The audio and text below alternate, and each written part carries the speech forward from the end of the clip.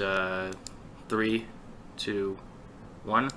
Hello, everyone, and welcome back to another episode of the Winter Court Podcast, your premier podcast for competitive content for Legend of the Five Rings, the living card game by Fantasy Flight Games. Once more, I am your host, Travis McDaniel, also known as I Fight Dragons or Travis Fights Dragons, and I am joined here today by Alex Gentry. Push to talk, Alex. Push to talk. Oh my god, it's push to talk. I'm not going to Alex Gentry, also known as Dark Destroy on the Discord and sometimes Reddit, as we just discussed. Yeah, we'll just leave this in. I'll look like an idiot, it's fine. And we're also joined by Dan, who just spoke here. Welcome back, Dan. Yeah, I'm Dan Henley, also known as Danwar on the Discord and Reddit and most other places on the internet. So, I recently converted you to a Ronin, and that makes me really happy. Look, I didn't want to chat as yellow in the Ronin chat. It just seemed bad. Especially when everyone is gray and anyway, I was a lion in the Discord for a while just because for those who don't know about FFG games, there's this pseudo joke theory called FFG color theory that FFG really likes the colors red and yellow for some reason, and they hate the color green. Always the best options. Except for in Destiny, red hasn't been that good. I guess Pomaz is technically red. Yeah, Pomaz is was yellow-red, right? Technically. Yeah. So for some reason, FFG always makes yellow factions overpowered, and no one really knows why, other than they just seem to really like the color yellow. So yeah. Anyway, converted Dan to Ronin. Ronin chat is the best chat. If you like competitive content and you're on the Discord, we like to talk about deck theory and stuff in there, as well as, lauding over the fact that we're just better than everyone else because we don't have an affiliation. Clan loyalty, what is this? Fucking dirty Ronin. To be fair, I have clans I am more loyal to than others, but I love all clans equally. I'm excited to play all the clans, for sure, so it seemed more honest to myself to switch over to Ronin. I mean, why limit yourself? Is it not, better to experience all of life's wonders? So, part of the nice thing about the LCG model, right, is the fact that because you have all of the options out of the core set, you don't necessarily have to focus on buying one type of deck or getting one set of cards. So having played a lot of Netrunner and some other LCGs, the fact that you can deck build to any kind of faction just on a whim is amazing. So I know clan loyalty is a thing in L5R, and I definitely think people are going to stick to... It's a fun thing, too. Certain things in clans, and it's fun to kind of have sides. But the deck building options and just being able to, play with everything if you want to is really, really nice. Yeah. I mean, in the old game, I was fiercely loyal to Crane, just because, it was just easier to be loyal to one clan, and Crane kind of had enough playstyle differentiation to cover all of my general wants out of the game, and it had enough playstyle. You can play kind of aggressive, you can play a controlling game and honor out a switch, and all sorts of different playstyles that I think really rung with me. So I never really felt the need to branch out. I did play a bit of Phoenix and a bit of Scorpion, but I never collected enough of their cards to make some great decks or some really solid theme decks. And now that we're in the LCG, I'm just I'm gonna play all this. I'm gonna play Crab, I'm gonna play Scorpion, I'm gonna play Phoenix, I'll play Crane and Lion. I found that there's zero chance I'm gonna maintain my clan loyalty, so why not? Go Ronin. So yeah, what have you guys been doing in this past couple weeks since the Phoenix cards have been reviewed? You guys do anything interesting? We tested some Phoenix. Oh, yes, we did. And that's going to inform our opinions on the rest of this review. But other than that, I haven't been proxying enough to do any real-life games as much as I was. But I did get a few tabletop games in to kind of get a sense of how everything plays. We're getting a better sense of the L5R as a game in general now as more of the clans come out, and on top of that, having that L5R live event where we actually got to watch some play pretty much confirmed a lot of the things that we knew to be true and that we've been testing at least somewhat to how the rules function. With I think the only real major change we got from that event was that player 2 starts with 8 fate Yeah, that's which is awesome. a massive, massive change. First player advantage used to be a thing. It is still a thing in some ways because you get the first chance at conflicts, but going second in this game definitely seems a lot stronger now, having played a few more games. I know that I am much more comfortable going second on turn 1 than I am going first, and I would much rather go second if given the choice almost every time. And yeah, it's definitely a card game mechanic that's been really hard to balance. Like through everything I've seen, there's always kind of been like a designated side that you want to be on. You know, whether you want to be either first or second. Most card games seem to have that, and this one feels like going second is usually better, but going first might be better for some factions. This might be one of the more balanced ones that I've seen, just because of the way that they do passing fate as opposed to the extra fate for going second. Yeah, I think before it was relatively balanced, right? Because first player will typically get the passing fate because they are like one card up on their dynasty phase, and then that's sort of balanced out by second player getting the first ring with fate on it going into turn 2. So if turn 2 there's like one ring with fate on it, say that somehow in turn 1 you got 4 conflicts in, and I've seen that happen, you get dibs on the only ring with 1 fate, or if there was only 2 conflicts turn 1, you get dibs on the 2 rings with 1 fate, because presumably you take a ring with 1 fate, the best one, your opponent takes a ring with 1 fate, and then you as the first player on the second turn get to take the 3rd ring with 1 fate on it. And so like it kind of like trades out 1 fate for 1 fate. But now that the second player is going second, not only do you get like the passing fate, quote unquote, at the start of the game, not even from the dynasty phase, you might also get the passing fate from your dynasty phase over the first player. And I've been like kind of more aggressive at trying to steal that away from them. And you also get first dibs on rings with fate on it turn 2. So like it can be a really good advantage to go second right now. Yeah, it'll be interesting to kind of track fate over the course of the game and see how much that makes a difference for things, just because you're supposed to sort of start out even on turn 1, right? So like assuming the first player gets the first passing fate, then that means the second player would also have 8 fates, so you'd be equal. But on the off chance that if you're going second, you get the second player fate plus the passing fate, you're up 9-7, and then you get to go first on the next turn, so you probably pass in that one, so you're up 10, so you're up +1, and then any other like ring fate. So maybe tracking that'll be something really interesting at Gencon, or like just post Gencon in general, just to see like how much does this make a difference over the course of the game, because fate is definitely the most limited resource that you have in this game, and it's very, very important to play all of your cards. So play your cards, quoted from a master of L5R.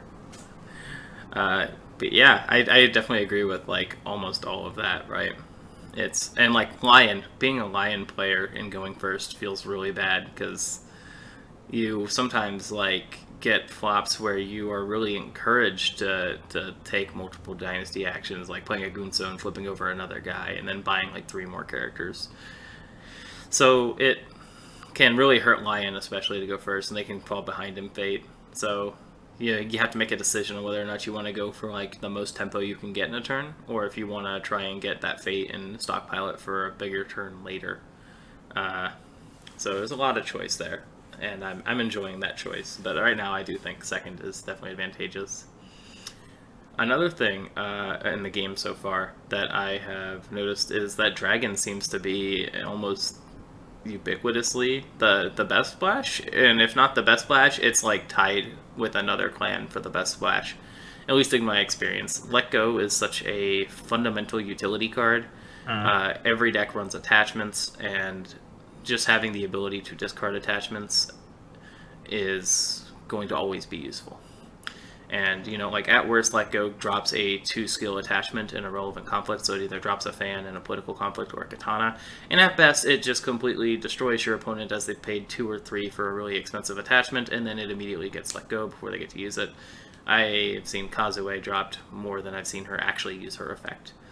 So I'm kind of worried about this, just because if Let Go stays like a really ubiquitous splash amongst the community, and again, this is a really small sample size with an incomplete card pool, everything could change, but if it stays that way, then we have to start evaluating every single attachment that costs 2 fate or more as, is this worth it?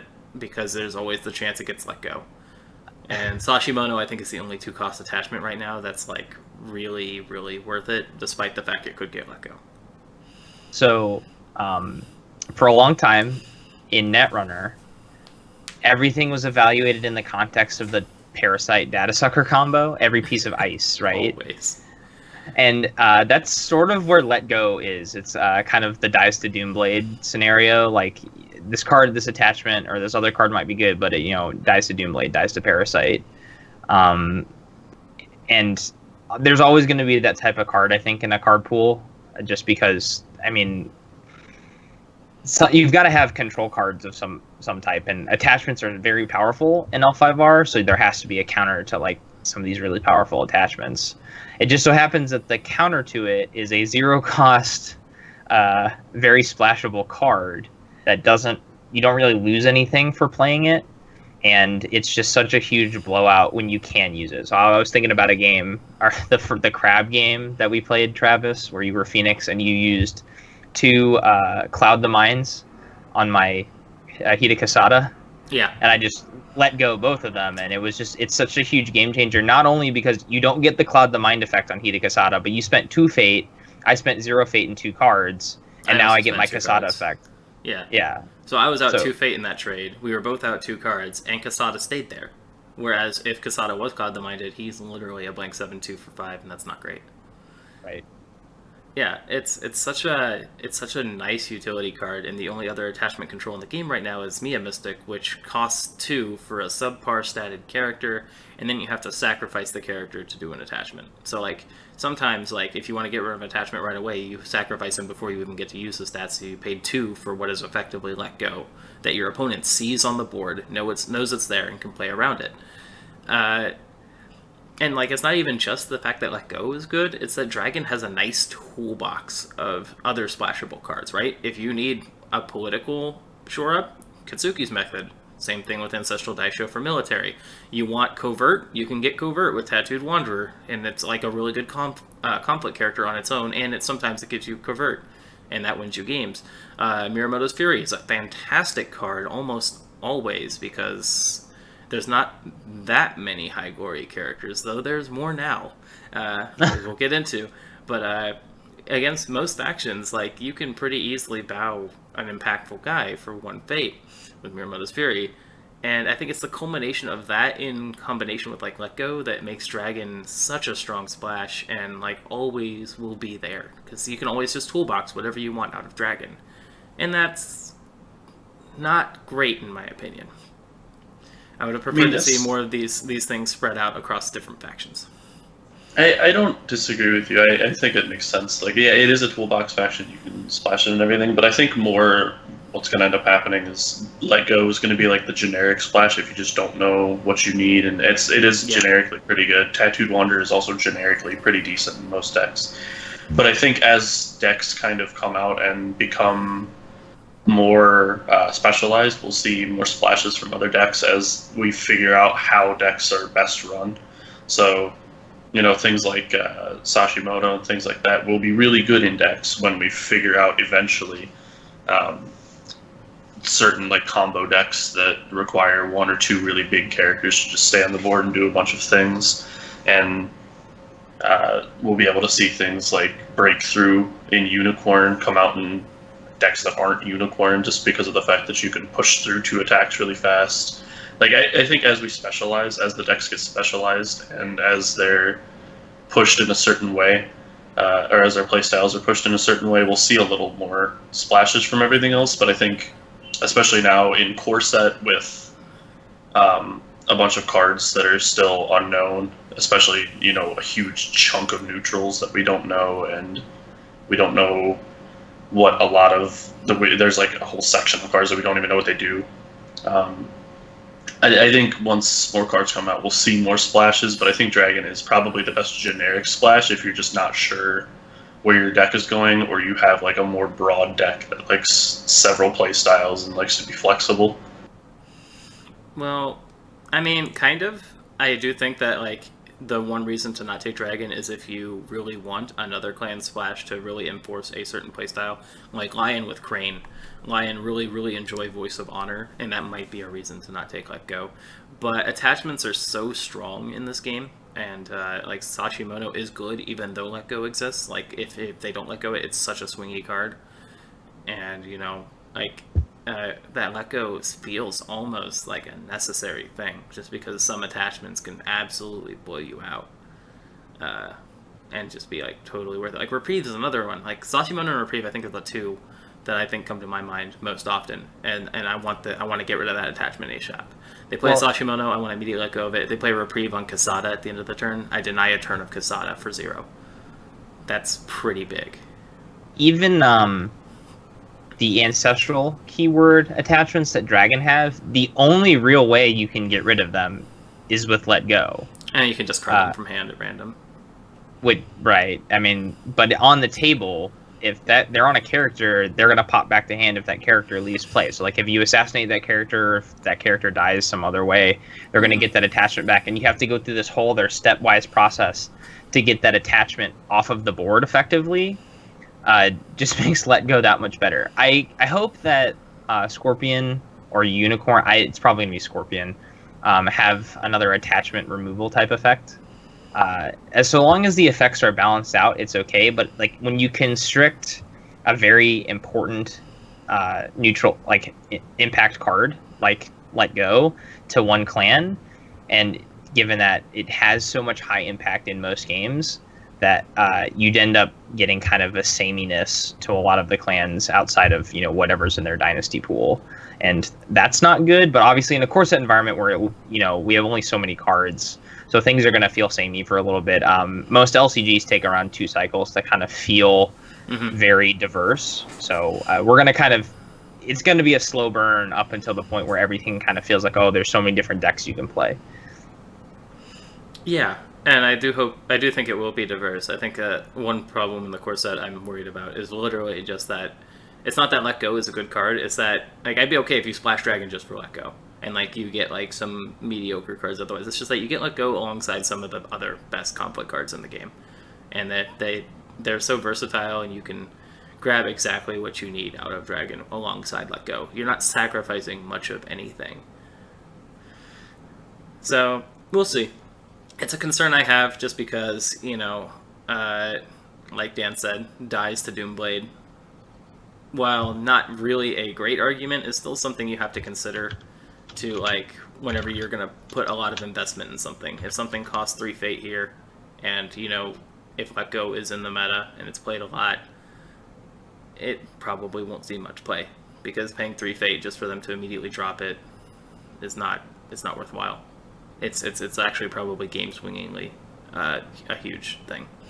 And well, tying it back into the whole first player having 8 Fate thing, or excuse me, second player starting with 8 Fate.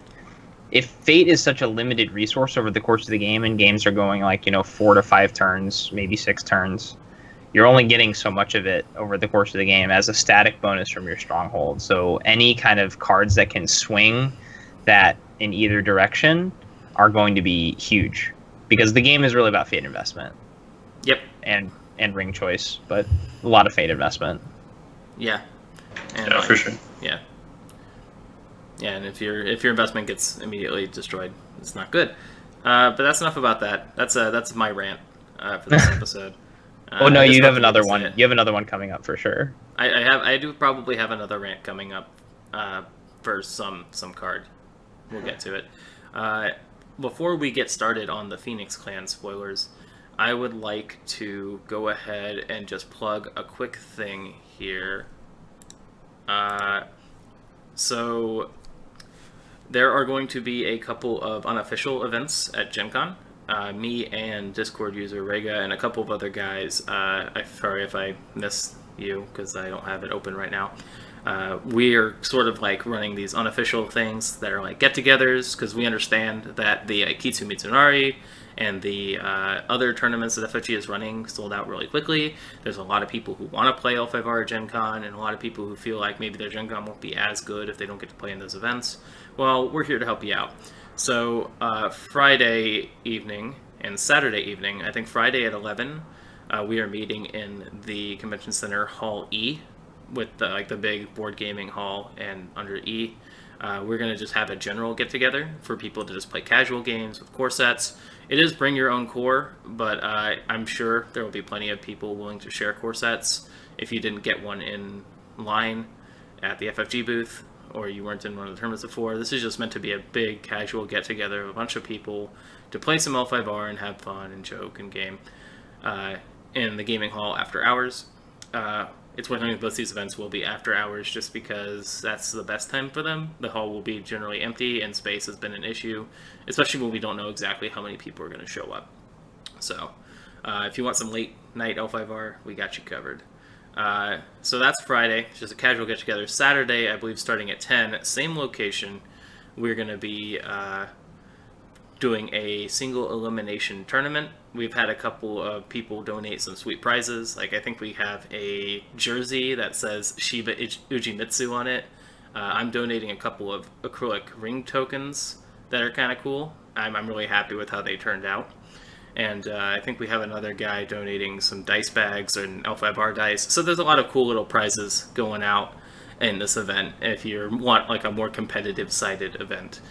So it'll be single elimination, single core rules, whatever FFG decides the rules are for their tournaments, that's what we're going to use here. And that's going to, again, be running by me and Rega. If you have any questions about the events, I strongly recommend you send Rega a message on Discord or on the FFG forums. That's REIGA. And again, those are both Friday and Saturday night in Hall E of the Board Game Hall at the Convention Center. So yeah, I just wanted to do that quick aside because that's important. Gencon is actually only like 2 weeks away, so yay! And how many days? I'm looking forward to it. I'm having like between those and the 3 FFG events, I don't know a time I'm not going to be doing something related to L5R. 16 days to Gen Con. Yeah. And FFG's got 16 days to spoil the last 2 clans. Yeah, and I think they're gonna do Unicorn next week, and if they do, we might do an episode for it. And then if they do the Scorpion the week after, then we'll do an episode for them. Because we want to have all of our clan episodes done before Gen Con, so people can kind of get an idea of our thoughts on the clans. And as a competitive-oriented podcast, if you want to get the edge in the Gen Con tournaments, we're your guys. We'll help you out. Our professional opinions. Mm-hmm. You should play Crab in single core because they have no consistency issues with single core. They are definitely not a combo clan. No, not at all. So yeah, let's move on to the Phoenix clan. So the Phoenix are they are sort of like the scholar monks of the Empire. They sort of look for the answers to the universe and seek they're like the great power, great responsibility clan, right? They have like this overwhelming cosmic power, but they try to show restraint in using it, and they're generally pacifists because they don't believe that their power should be used for war and gaining power for power's sake. It's really power for knowledge's sake. They seek answers mostly. So they're a pretty cool clan. They tend to have the most Shugenja in the Empire, and they definitely have quite a few Shugenja in this game. So we're gonna get into them. They have 2 really cool themes. The one I'm really interested in is the ring theme. So because the Phoenix have such a wide variety of Shugenjas, they kind of have masters of different elements. So it's pretty much usually a clan has a specific element of Shugenja that they specialize in, like lion or water and scorpion or air. With the Phoenix, they have Shugenja of all types, and so these they'll have Shugenja that do different things based on what ring is currently being fought over, and that's kind of cool. So let's get into it. So last time, I think I went first, and Dan went first once, and maybe Zach went first, I don't remember. But Gentry, you've never gone first. So Gentry, why don't you take us right into the Phoenix clan and tell us about their stronghold? Oh my god, I'm first this time. The Phoenix stronghold is Isawa Moriseido. It is a +2 stronghold, as all of them are, I think, out of course, as far as we know. Crab is +3. Yeah, Crab is +3, you're right. But it looks like +2 is going to be pretty standard for anything that isn't that. I think so. It is a shrine with the action bow the stronghold and choose a character. That character gets +2 glory until the end of the phase. It is 11 honor, 7 fate, and 10 influence. So it is a higher honor stronghold. Not that there's too much difference between any of the strongholds honor-wise, but it's Is it higher or the is it highest. average right now? Is 11 average? Yeah, 11 is average right now because we have 3 That's, 11. yeah, I guess you're not or wrong. 12 I guess and a 11 10. is a little average. Yeah. But I think 11 will be like, I think it'll be 10. 10 will be like just below average, and 11 will be just above average, assuming Scorpion are 9 and Unicorn are 10. But we'll see. Maybe 11 is average. It could be. Yeah, it could end up being exactly average, but it's not the highest right now, but it's one of the higher ones, I guess, right now. But yeah, it's interesting. I don't know where to put this card. +2 glory is it has interesting implications where we'll find out later that Phoenix really enjoys honoring characters and really likes glory in general in combat, and has a couple of effects that actually are directly affected by glory as well. So it allows you to use those effects. Of course, if your character is honored, it is just a +2/+2 in combat, but that is if they're honored, and if they stay honored, then that glory matters. But it also lets you do interesting things like turn on some of their other card effects that are affected by honor, and potentially win favor at the end of a turn if that's important for some reason. I mean, it is a +1 for the next turn. You do have to have an unbowed character, of course, to put the glory on, but it's an interesting little effect. Most of the strongholds so far have just been static bonuses inside of combat, so it's interesting to see one that can be used outside of combat in some way that actually affects the board state. Yeah, so this is a cool stronghold. It's kind of versatile too, right? Because rarely in this game is there not an honored or a dishonored character. And so you can use it to buff up an honored character of yours or debuff a dishonored character of your opponents. So like Toturi becomes a 1/0 or something if he's dishonored and you give him some Morisedo. Another cool thing about this stronghold is it lasts till the end of the phase, so if that character is still standing, like you use the Sasimono, or the Mountain Does Not Fall, or Indomitable Will, or you just use the Water Ring to ready them. If they're ready at the end of the phase, they do contribute that extra glory to determining the Imperial Favor, we think. It seems kind of, it's not totally clear, but I think it makes sense that the Imperial Favor would be determined at the end of the conflict phase, where this is still active.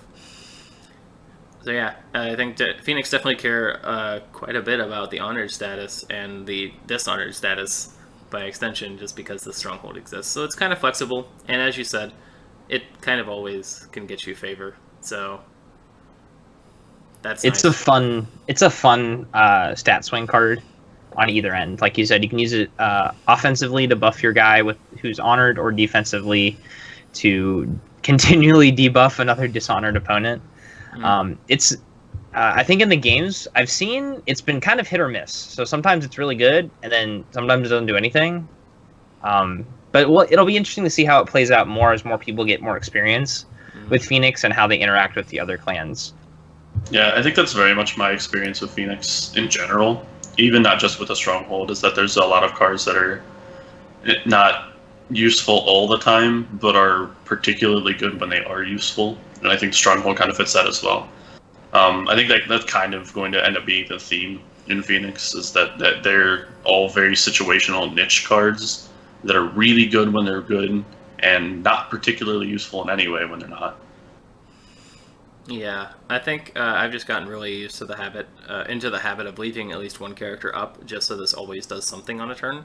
Because if you have a character up, this guarantees you favor pretty much all the time, unless you are just getting creamed.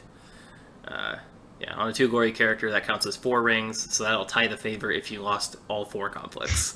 So Yep. That seems pretty alright. So it pretty much guarantees the favor return, so in a sense you can kind of view it that if you don't get the +2/+2, you get +1 next turn to whatever you want. It's pretty alright. So yeah, I think it's a solid stronghold. Let's move on. Dan, tell us about the Phoenix province. So the province that's probably going to be underneath your stronghold for every single game when you play Phoenix is going to be Kurai Mori. It's a 4-strength province with the action: during a conflict at this province, select 1. Switch the contested ring with an unclaimed ring. The conflict retains its type. Or switch the conflict type. the conflict retains its element.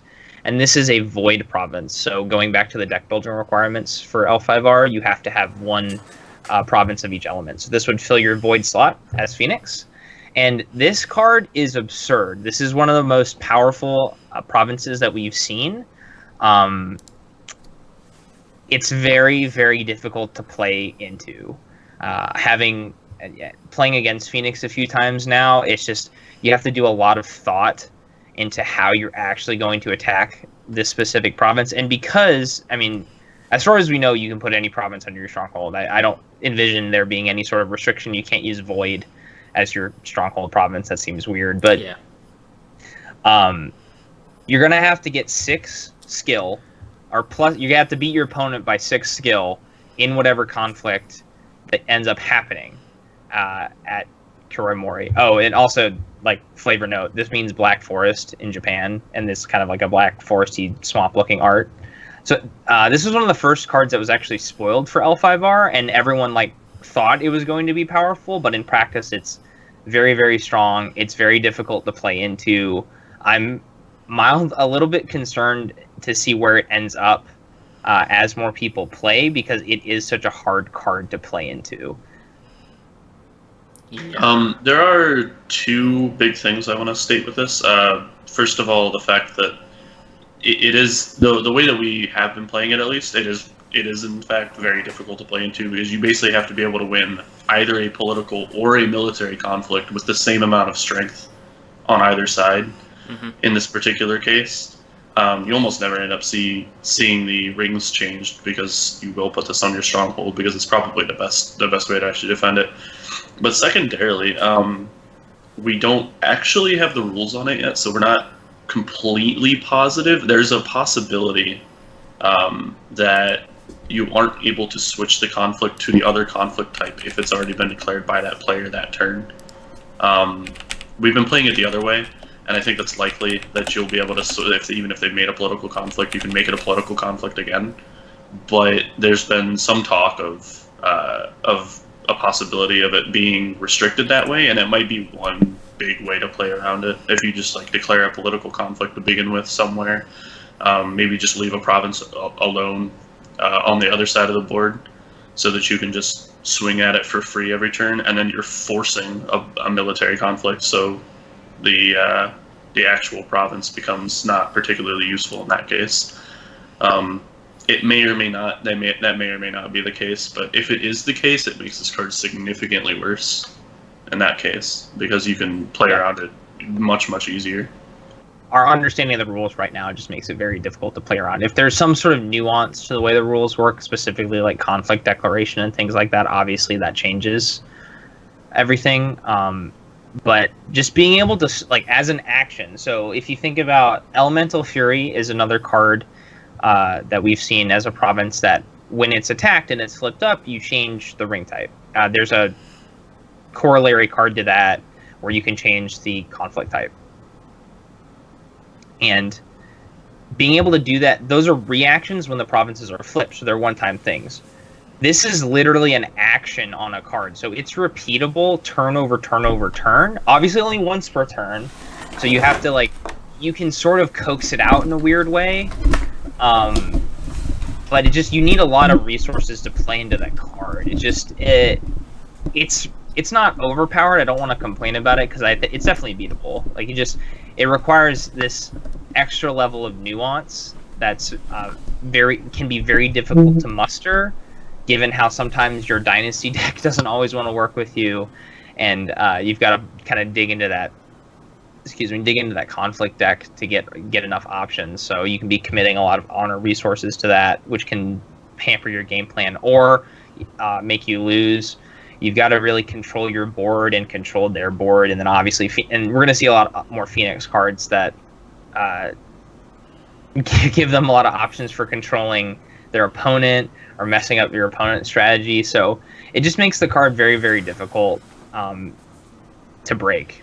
And because you're essentially, you've got to go +6 against the Phoenix when you're doing this, it can be such a blowout sometimes. And I've heard stories of basically Phoenix being able to hold off stronghold attacks for 3 turns because whoever they're playing against can never muster enough of an attack to to get it, because you almost have to attack it twice in a turn. Yeah, I mean, even attacking it twice makes it really difficult, because even at that point, if you're attacking that province specifically twice, as the Phoenix player, you still get to choose exactly which conflict goes in which order. So you're stuck in exactly the same position anyway. You know, if you have like 12 military strength and 7 political strength spread between your characters, you send, you know, the one military only character that you have in the hopes that they'll leave it military and then go in with political. They can switch it anyway and just not care about your military strength or whatever. Like, you know, you have to have a completely even spread. Like the best way to play into it is to have a completely even spread of stats that still overwhelms your opponent on both sides. Right. And that's incredibly difficult. Like, that's a lot to ask of any faction. And you can do things with this province, like, let's say they committed to a military attack, and they spend a lot of resources, like, buffing up their military skill for the turn, like bonsai or katanas and things like that. And then you go halfway into the conflict, you go, okay, this is political now. You just wiped out all of those cards. Yep. It's absolutely nuts. So, this province, man. I am in a huge love-hate relationship with this province. Well, you love it because it's great. I love it because it's really good, and it's really fun to use. I hate it because I have won games on the back of this province enough times for it to be considered, like, almost overpowered. So, as Gentry said, the best way to deal with this province is to be able to win by 6 in both conflict types. And that is just difficult. I don't think the probing and trying to get them to... So, like, there's like that, but then, like, there's the other way where you can attack, force them to switch, and then attack again.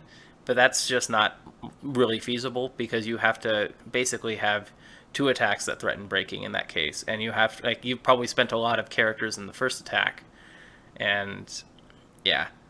So, I don't know. Like, first off, like, if you're ever winning by 6, I as the Phoenix player, will put up enough of a defense to, like, make you commit resources to force me to use this. And if I don't need to use it on the first conflict, then on the second conflict, you just basically stand no chance. Yep. And, like, I've even used it to swap the ring a couple of times where, like, they attack with, like, the best ring right now, and I really want that ring for my counterattack. I'll just, like, I'm already winning. I'm pretty sure they're out of cards.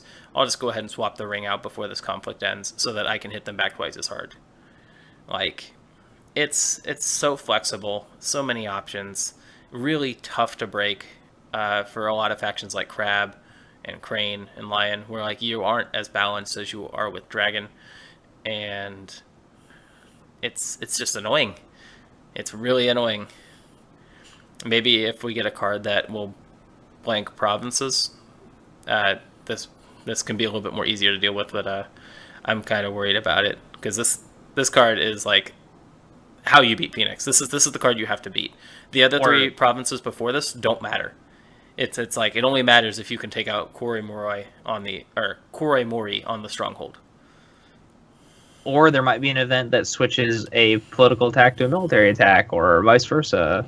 Just some type of, like, other interactive way outside of the provinces that lets you switch the conflict type.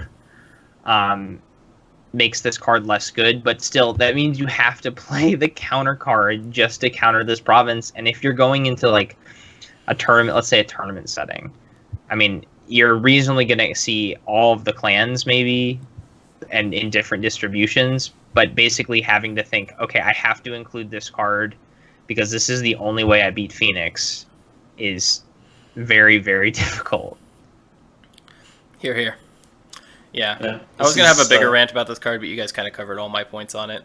Nice. This card is strong. It's really, really stupidly strong, and it's going to be in every Phoenix deck. There's no reason to run any other Void Province but this one.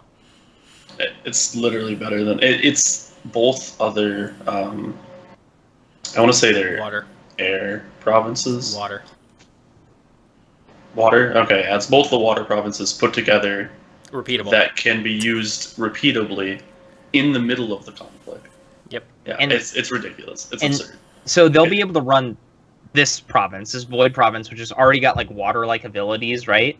and still run with the water provinces. Yeah, exactly.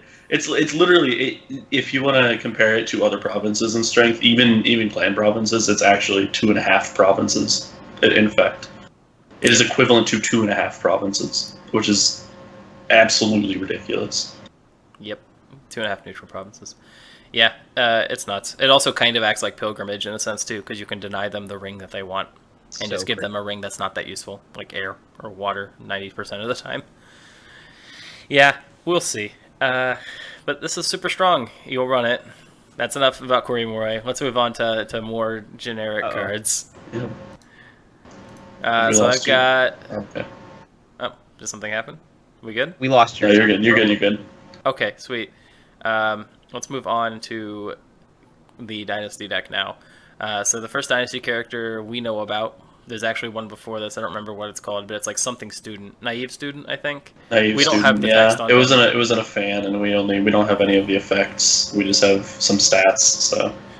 Yeah, we know he's a 0/2, and it looks like he has 2 glory. He's a blank 2. Null 2. Oh, blank 2, yes. Yeah, or null 2, whatever. He looks like he might be a decent 1-drop, and he does have 2 glory, which is nifty. Anyways, so the actual first 1-drop we know about is Shiba Peacemaker. He is a 1-cost character with 4 military, 1 political, 1 glory, the Bushi trait, and then he has static effect that this character cannot participate in conflicts as the attacker, and the flavor text, because apparently a lot of people are doing this now. A lifetime of peace is worth a moment of war. Are we the Jade Throne podcast now? Yeah, we read the card. Is it okay? We also read the card. What now? So, direct comparison to the Shiba or Haruma Yojimbo, I think. If I'm gonna get that, Yep. There's the crab card that you I don't remember. You got the name. First word of it. It is a Yojimbo, yeah. It's half the cost. It has 2 less political skill, 1 less glory, but it cannot at all participate as an attacker. But while the Haruma Yojimbo can potentially be moved into a conflict as the attacker, or charged into it. You could charge it in, yeah. This one is just strictly a defender, unless you get cheeky and put Cloud the Mind on him, and then he becomes a 4-stat military beater. I actually haven't seen this card see a lot of impact, oddly enough, because you'd think a 4-static card would be really good, but that restriction just makes him not very flexible, and so you kind of need to spend fate on other things, because most of the other Phoenix cards have some cost to them, and you kind of want to dump fate on characters. So here's the weird thing about Shiba Peacemaker, and I think this is a problem that people find in card games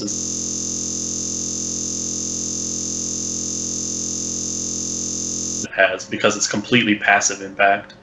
The impact of this card, from what I've seen, isn't necessarily that it wins conflicts so much as it prevents your opponent from making conflicts in the first place, or from like throwing too much into a conflict, because they just know that it's 4 military strength sitting there that you got for really cheap, and it's probably just there for like a turn or 2 to prevent your opponent from doing things. So more often than not, the impact is, you may or may not notice it, just because it's more often than not just your opponent not doing things. I don't agree. It's preventing your opponent from doing as many things. I don't agree. I think this card's just really narrow. So your opponent knows you can't use it to attack at all. And it has 4 military. So it's useful in 1 out of 4 potential conflicts where you are on defense and they are throwing military at you. Otherwise, you paid 1 for a 1 political defender that can only be used on defense. And that's great. And that's not great. More often than not, what I see people do is they'll attack with political when this guy's there, and they'll like use a water ring or something to just straight up deny him, or they will do something that like makes you really want to throw him in the political defense and not the military one where he's best. And it's just a really narrow card, and I don't see it seeing much play once we get more cards in the card pool. No, I think it might be replaced, but I think it's actually not terrible for what it is. Because, I mean, regardless of what happens, even if you're doing that, your opponent's committing resources to 1 fate of your cards, as opposed to, like, any other character that could be on the board. I don't think it's that bad. I don't think it takes much of a committal at all. It's not too hard to stop it, really, but it does. The fact that your opponent effectively has one conflict to deal with it before it becomes a problem has in the past has for me at least once or twice been relevant.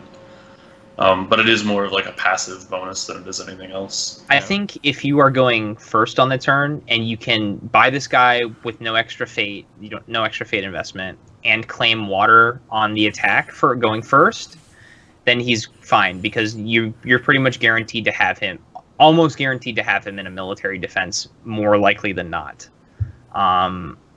But generally, I think because he only works in 25% of the conflicts on a given turn, just a little too niche. Like I said, you can get cheeky. You can put Cloud the Mind on him. I do agree that sometimes some of these cards are like these defensive cards are difficult to evaluate because they have these passive effects that your opponent is like mentally thinking around.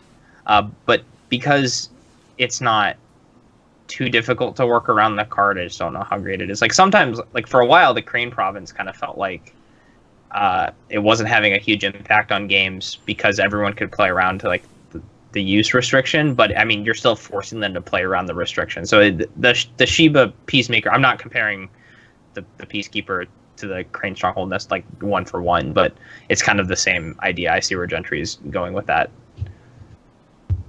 Yeah, I mean I think the card is fine. I think you're correct in that it will probably get replaced a couple of sets down the line once we have more cards. But I think out of core, it's actually a reasonable card because I've seen Yojimbo do a lot of work as well. Admittedly, it has more political skill, but I mean, I think it's okay. I think the card is fine. Yeah, I think it's just decent. I'm not blown away by it. Let's continue on because it's a very vanilla one drop, and there's not much really to get in depth about it. Yeah. The next card though is where Phoenix actually starts to kind of fulfill its role as the. This card. Oh yeah, as the make you really sad faction. That's Solemn Scholar. That is a 1-fate, 1/1 character with 1 glory. He has Shugenja, Earth, and Scholar traits, and has the action during a conflict. If the Earth ring is in your claimed pool, choose an attacking character. Bow that character. This effect can be really, really strong. You can use this anytime you want, as long as you have the Earth ring. And as it turns out, we'll find out later, determining what rings are in your pool is a lot easier in Phoenix than it is in any other faction.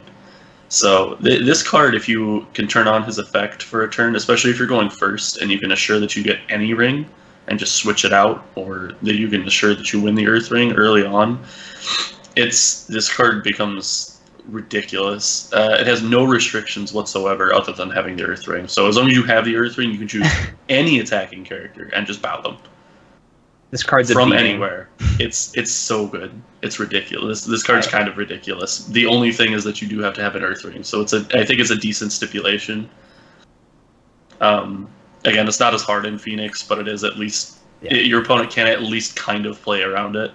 But this card is really good. I don't know what else to say about it. This card made me so sad. Dan, do you wanna say some words about this card? Oh, bow effects are good.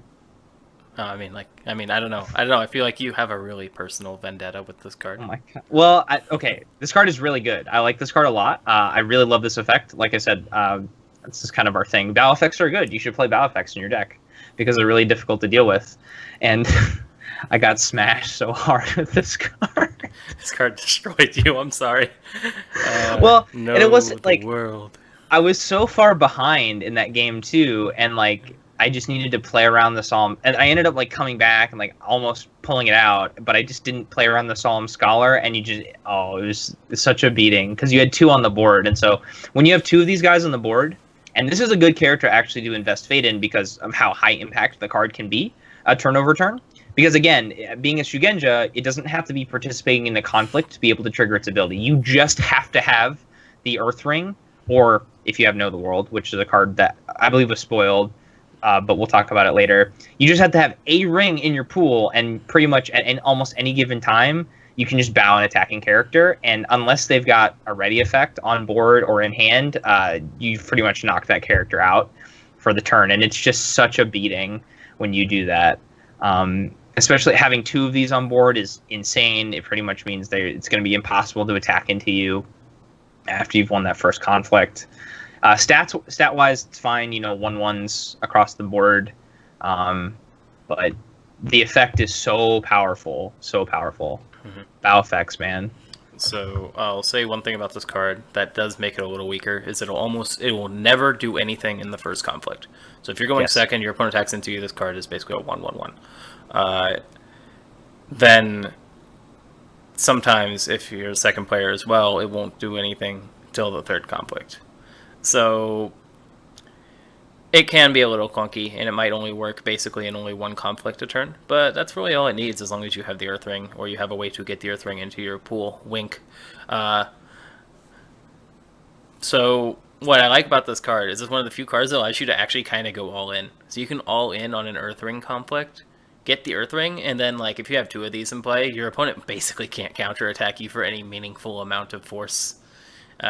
So you can kind of just all in on an Earth Ring, get that, probably break a province, and then you can just say no to your opponent's counterattack. Now, I mean, obviously there's some ways your opponent can play around that, like ready for battle, or by just somehow getting more strength enough to defend your all-in Earth conflict. But even then, that's still control in and of itself. You're either forcing your opponent to have ready for battle or to match your all-in with their own all-in defense. So good card, good 1-drop. We'll see play. Yeah, and I think this is going to be the theme for Phoenix, as we're going to see as we go through, is this card is really good, but your opponent can play around it in some way. Yep, let's go on. Tell us about our first 2-drop, Dan. Yes, I get the first 2-drop, and it's a really good one. Adept of the Waves. He's a 2 fate character with 2 military skill, 2 political skill, 2 glory, the Shugenja and water traits, with the action. Choose a character. Until the end of the phase, that character gains Covert during water conflicts. So this is in contention for best 2-drop in my opinion, just because Covert is a very, very strong ability in this game. The more I see it in action, I mean, you probably could have said that was obvious, but in a game with smaller boards and where things don't tend to build up, being able to basically nullify a character on defense is really important. The limitation to the water only thing you'd think is bad, but water is one of the better conflicts to actually go for, because what things you can do are covert. Give a guy covert. When you attack, you use covert to prevent a character with no fate on them from defending, and then you choose water, and then when you win the water conflict, you bow the no fate character. So you've essentially nullified an entire character for a turn, which can be a huge swing. Shugenja is a relevant trait, as we'll see with some other cards, and 2/2 with 2 glory means it can actually get up to a point where he's pretty strong himself. Mm-hmm. He can select himself with his ability too. He doesn't have to choose another character. Correct. And this isn't this doesn't have to be during a conflict. So this is just during pre-conflict actions you select it, and so having those types of actions is also really important to cancel Kasada effects. Yeah, it works offensively and defensively too. If they have a lot of covert, you can give a character covert during water, which is not awful. And if you can get multiple uses out of your guy, covert is one of the strongest keywords if you're going to have ready effects to get multiple uses out of your guy. But you hit the main thing, I think, with this card is that if you're attacking with water anyways, and you covert their guy with no fate, you can bow them. And that's really strong. So that's the best use. And I do agree, this is probably one of the better 2-cost characters we've seen. If not the best, I think I rate him better than Brash Samurai, and I rate Brash Samurai pretty highly. I was to say it's in contention, like Dan said. I think it's in contention for the single best 2-drop in the game. It may or may not be, but it's definitely top 2 or 3 for sure. It's one of the best ones we've seen so far. Let's put it that way. So the Akoto Gunso is obviously a really good 2-drop in Lion, but in other factions it'd be fine. But I still think if you're Lion, you're oh, I could play this Adept of Waves if I wanted to. Let's just assume you could, right? I think I would maybe play the Adept. I think you would literally play Adept of Waves in every single deck that you have the option to play Adept of Waves in, for sure. This is true. No, it's a great card. It's just a solid card. There's not a whole lot to say that we haven't said. It's bonkers. It's good. Run it. My card. We're talking about Asako Diplomat, or Asako. Asako? Where's the emphasis here? Sure. Asako Diplomat.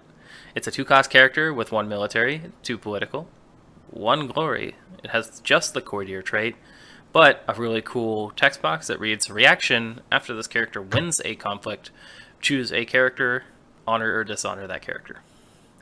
So it has the standard 2-drop text box for most of the really powerful 2-drops, like Agasha Swordsmith or Shrewd Yasuki. I'm sure there's others I can't think of right now. So it's got like the standard 2 in one stat, 1 in another, and a good effect. So this card is great, super flexible. Obviously, your Phoenix honoring characters on your side makes it so you can buff them up with your Stronghold. If you dishonor an opponent's character, you can debuff them with your Stronghold. So there's a lot of cool things. It's flexible, and you want to win conflicts anyway, so if you're winning conflicts, which is what you want to do, this card gives you extra benefit. Literally a fire ring on top of whatever else you got for winning. So that's good. Works on defense. It's actually like a clan champ level ability, but it's like, because you can think of it like Toturi or Hotaru, this character just gets you a fire ring when you win. Mm-hmm. It's like a limited Toturi or clan champion. Yeah. Her stats are I guess a little subpar, but again, this is kind of like the standard for a 2-drop with a really good effect, so it's not that subpar. And 2 for a political. 2 in political is pretty good. She likes the adaptive waves because it helps her win. Yep. It makes it really easy, in fact, sometimes to just water on things. top of your fire. You like your fire ring on top of your water ring? Yes, please. Just combining effects for maximum effect. The fog ring, mist ring. Yeah, the fog ring. So yeah, this card's good. Run it. Anything else to say here, guys? Combines really well with this, or the adaptive waves, and this one to combine really well with the next one we're going to see too. Oh yeah. I think that's it. I think it's a fire ring. A string of really good characters here. Spoilers, Phoenix have some really good characters. Let's go. Gentry, tell us about this. Next up, Radiant Orator, another really good one. She's a 3 fate, 1 military, 2 political, so same stats as the courtier. Courtier, what am I saying? Diplomat. With 2 glory, she is a courtier. With the action, while this character is participating in a conflict, if you count more current glory than your opponent among ready participating characters, choose an enemy character and move that character home. So, not only is this just a really good effect, because you're going to have more glory than your opponent almost always, because you're Phoenix, and that's what you do. That's your job, is to be more glorious than everybody else. It's just true. And her stat line is a little subpar, but it ends up being a really strong effect, especially when you combine it with things like the Asako Diplomat and the Adaptive Waves. I've seen points in time, I remember one specific game, like one of the very first Phoenix games I watched, where there were literally 6 characters on board, and the Phoenix player only had 4 characters, and was able to go into the fight and nullify 6 characters between their characters, with Radiant Orator and Adaptive Waves and things like that. Just with their board state, we're able to nullify 6 characters and just make them not exist. It was actually insane, and that's exactly what Phoenix, I think, is built to do in a way. It's just make sure that your opponent isn't allowed to defend. You don't necessarily break through their defense with big strength. You just make sure that they aren't allowed to send characters to defend in the first place. And especially this being a move home effect, which means that you can't counter it with things like Ready for Battle, makes it even that much stronger for that. It does mean that they can use cards in conflicts past that one. So if you're using this in the first conflict of the turn, or you're going second and if you're going first at all, it's possible that character still becomes useful later. But equally, it isn't possible to get countered that we know of so far. We're pretty sure Unicorn is going to have some ways to counter it, but in neutrals and other factions, as far as we know, send home is basically a death sentence for that character for that conflict. You're just stuck. So, current card pool, this card's great. Move home is fantastic. Subpar stats don't matter when you're literally a route on a stick. As you said, you pretty much always have more glory than your opponent, and you can set it up as such with your box, or you can send more characters on defense. If you combine this with Adaptive Waves, you can basically just remove 2 opponents' characters. And I've won a game just by having 2 Adaptive Waves and 2 of these out on the board on the same time, and I can nullify 4 characters, essentially, because I attack with them all. And then, that's a broken stronghold right there. unless you have enough characters. And then even then, you can combine other character removal cards like Assassination or Admit Defeat if you're splashing Crane. There's options here that get you even more ridiculous, like character advantage, or not even character advantage, but like just like you can basically just nullify your opponent's defense, or you can nullify their attack. Super flexible card, very good. Best, one of the better 3-drops we've seen. And if it's like if it is the stronghold fight, this is the last fight that's probably going to happen. So Yep. if you're just knocking their people over, sending them home, or like coverting them, there's nothing they can do. It's just sort of like, oh, well, inevitability, I win, unless you got something crazy here. So, it gives Phoenix a very interesting feel. Where like to play against Phoenix, should they get a flop that's even reasonable in any way, it almost forces you, no matter what deck you are, to play really wide. Like you end up having to build a lot of characters just to be able to play characters to defend against Phoenix. It's a very strange feeling to play against the deck, because sometimes you end up playing something like Crab, where you end up building a bunch of characters with no fate on them, which is very strange for that deck, just for the sake of having a character or two to be able to play into a conflict, just to be able to do anything. yeah. So Yukuni with this ability. Yeah.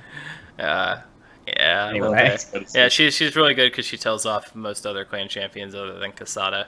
Just go home. So that's kind of cool. Great 3-drop. No, she does. Well, she can tell Kasada to go home, assuming you manipulated something earlier in the. Well, she can tell him to go home, but like Kasada still has his effect, right? Right, She you have does to- kind of basically turn off Toturi and Hataru in a sense, if they are attacking politically or militarily as is appropriate for them. So yeah. Also, 3-drops. counters charge. Just saying, internet charge is apparently OP. This card counters charge. Yep. All right. Well, kind of. The character can still be used later. Counter Spirit Caller. That makes me happy. All right. So let's go into a less stellar 3-drop, in my opinion. All right. Who is So it? Dan? this is me. Yep. This is the Serene Warrior. It is a 3 fate character with 3 military, 2 political skill, 4 glory, and the Bushi trait. That's it. Just a vanilla 3/2, It's got but flavor with 4 text, glory. Dan. What? It's got flavor text, Dan. You should read the flavor text. Am I reading the flavor text now? Yeah. The real battle is fought against oneself. We've skipped some edgy. flavor text already. So it's like okay. already too late. We're ruined. We don't read the card. No. So, it's a vanilla character, but it has some upsides and downsides because of that 4 glory stat. If you honor it, it's great. If it gets dishonored, you're really, really sad. Like, to the point, it's a 0/0 on board, but if you have to calculate any other buffs that go onto the character, then you're calculating from -1 and -2 respectively. So don't lose your fire conflicts. Yeah. I mean, as we'll see later, that's not nearly. It's actually pretty hard to lose fire conflicts given like optimal board state. It's almost impossible. But Disagree. you have a lot of resources for fire conflicts, but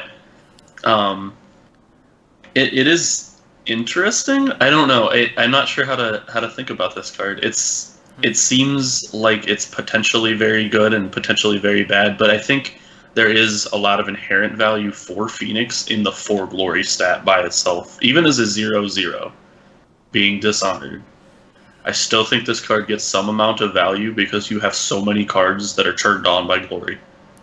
So if Like this you have enough things that are turned on just by having more glory in a fight than somebody else that it might inherently be valuable just for the 4 glory. I think the even if only it is a effect 0/0. that matters for that is the Radiant Orator we just talked about. I don't think anything else matters if you have more total glory than your opponent.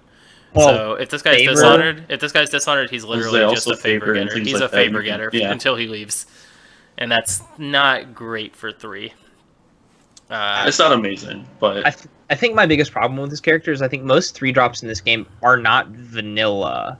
They all have some type of effect. His effect is just his 4 glory, which is neither good nor bad. It's just sort of is. Yeah. Oh, I think it's like it's potentially it's actually potentially pretty all right compared to most other 3-drops, because like I think your standard 3-drop thing is like 3/2 with 2 glory, so like you have like a 5/4 when honored. So this guy has 2 extra stats on that, right? Right. And that's it's only if he's honored. If he's not honored, he's a 3 for a 3/2 with no effect, and that's not great. If he's dishonored, he's 3 for a Imperial Favor Fetcher, and that's obviously not great. So he's really double-edged. And Yeah, I'm not equally- entirely sure his benefit when honored outweighs his downside when dishonored, Right. especially if we see more dishonor effects. Dishonor in this game seems infinitely worse than having an honored character, which is weird because you think that like it kind of balance out, but Yeah, it having a kinda dishonored does. character, what? I think it kind of does, but I just yeah. think having like no stats on the board with a character makes it so that way that you're so much less flexible with that character, whereas like with an honored guy, you can block or defend with it, but like you're only getting 1 use out of it. You're getting no use out of the dishonored guy more than likely, unless they have an effect. I don't know. I just feel like I always feel worse having dishonored characters on the board than I do with having an honored character on the board, if that makes any sense.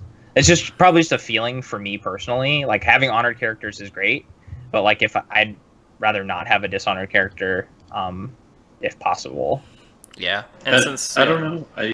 Maybe it's just me. Maybe it's just like my experiences with this card and Phoenix in general. But I feel like you just have so many ways to honor things that it almost isn't that relevant. Like you end up with 3 court games. You have really easy ways to get fire rings. You have the diplomat. So like you have so many inherent ways to get fire rings. You have display of power if your opponent wants to fire a ring. We'll see that later. So, like, I don't know, you have so many ways to honor characters in Phoenix, like, even more than Crane. And that's saying a lot, because Crane has a lot of ways to honor no, it's not things. more than Crane. I think it might be more than Crane. It's not. Like, I think you get Fire Ring enough, and you have Diplomat, and you have a way to get Fire Ring, even if nobody gets Fire Ring. We'll find that out later, too. Fire I Ring is going to be feel so like contested, though. it Yeah, is gonna be like if this is contestable, on the but, board like, and I'm going first, I'm picking fire against you, and you better have display of power.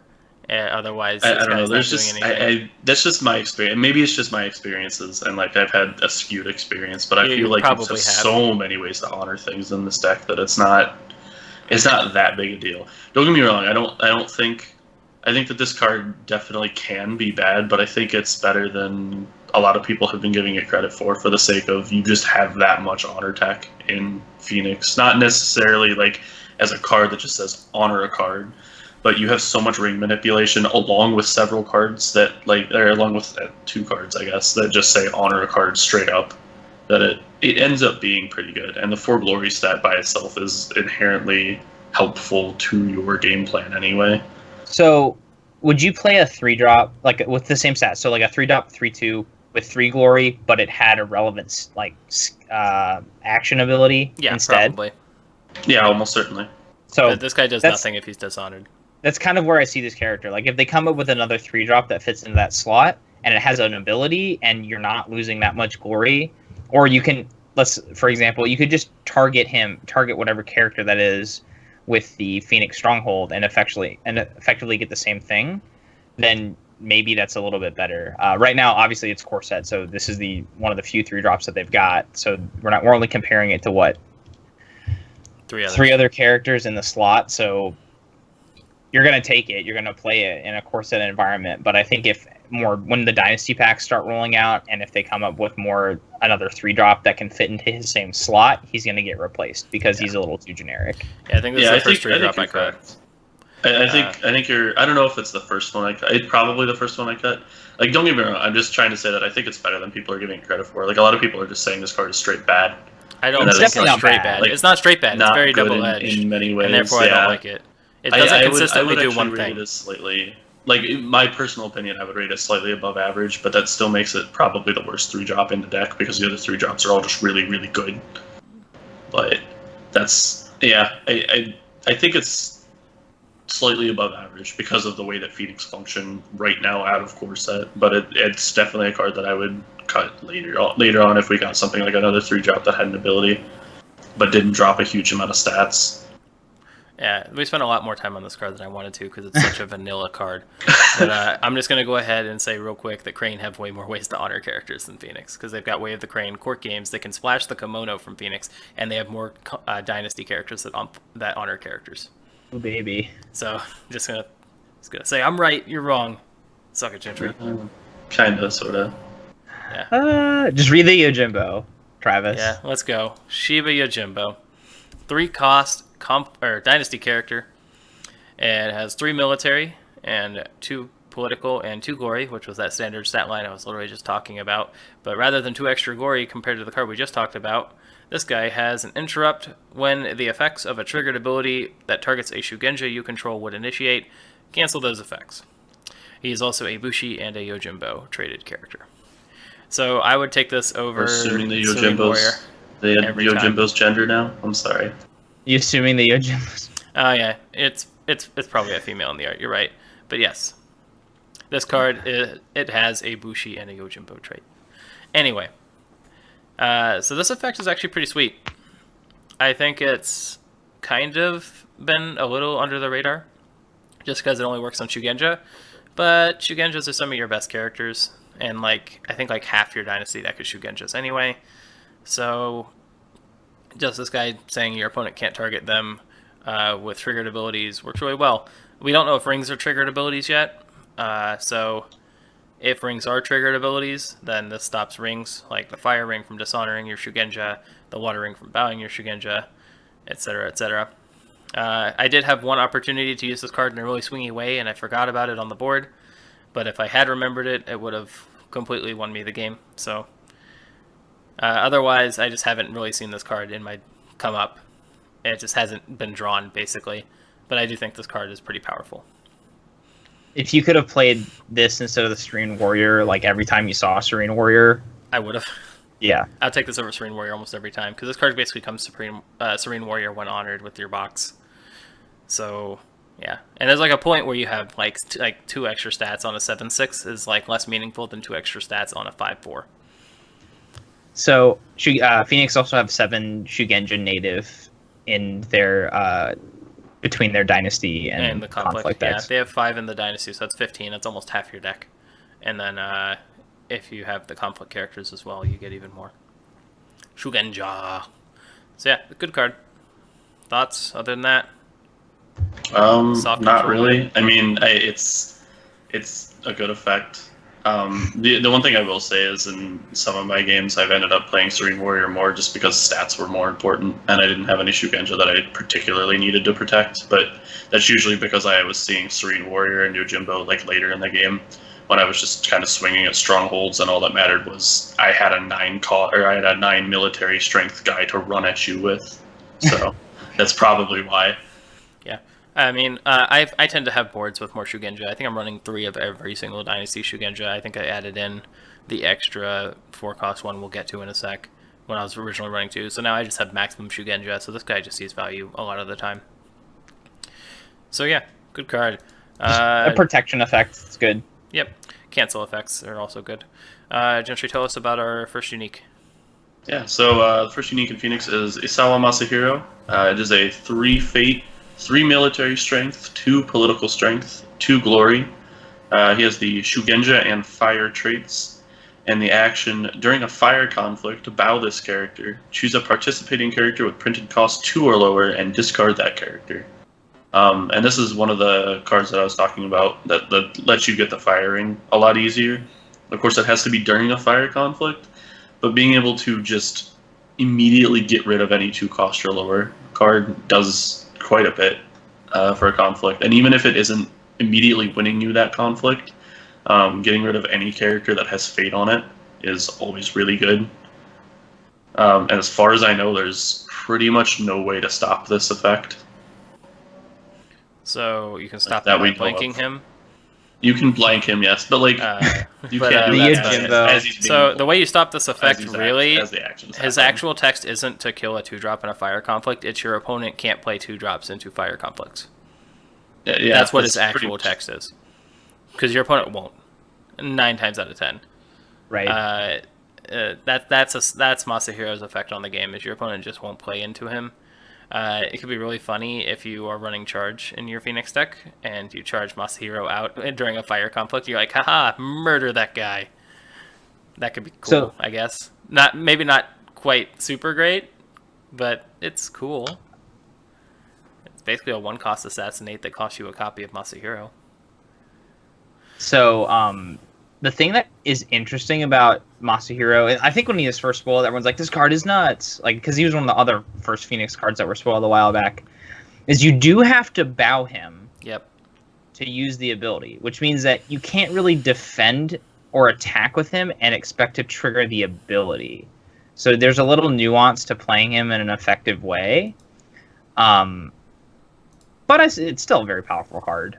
Your opponent has to play around it to avoid any kind of fate swing out of their low drops, especially like swarmy factions like Lion and Unicorn, or probably Crab has some lower cost characters too that they don't want to see get eaten. So have the potential to lose those characters is pretty bad. So your opponent's going to play around this guy. Other than that, because he has 2 glory, he can honor into something powerful, so that's nice.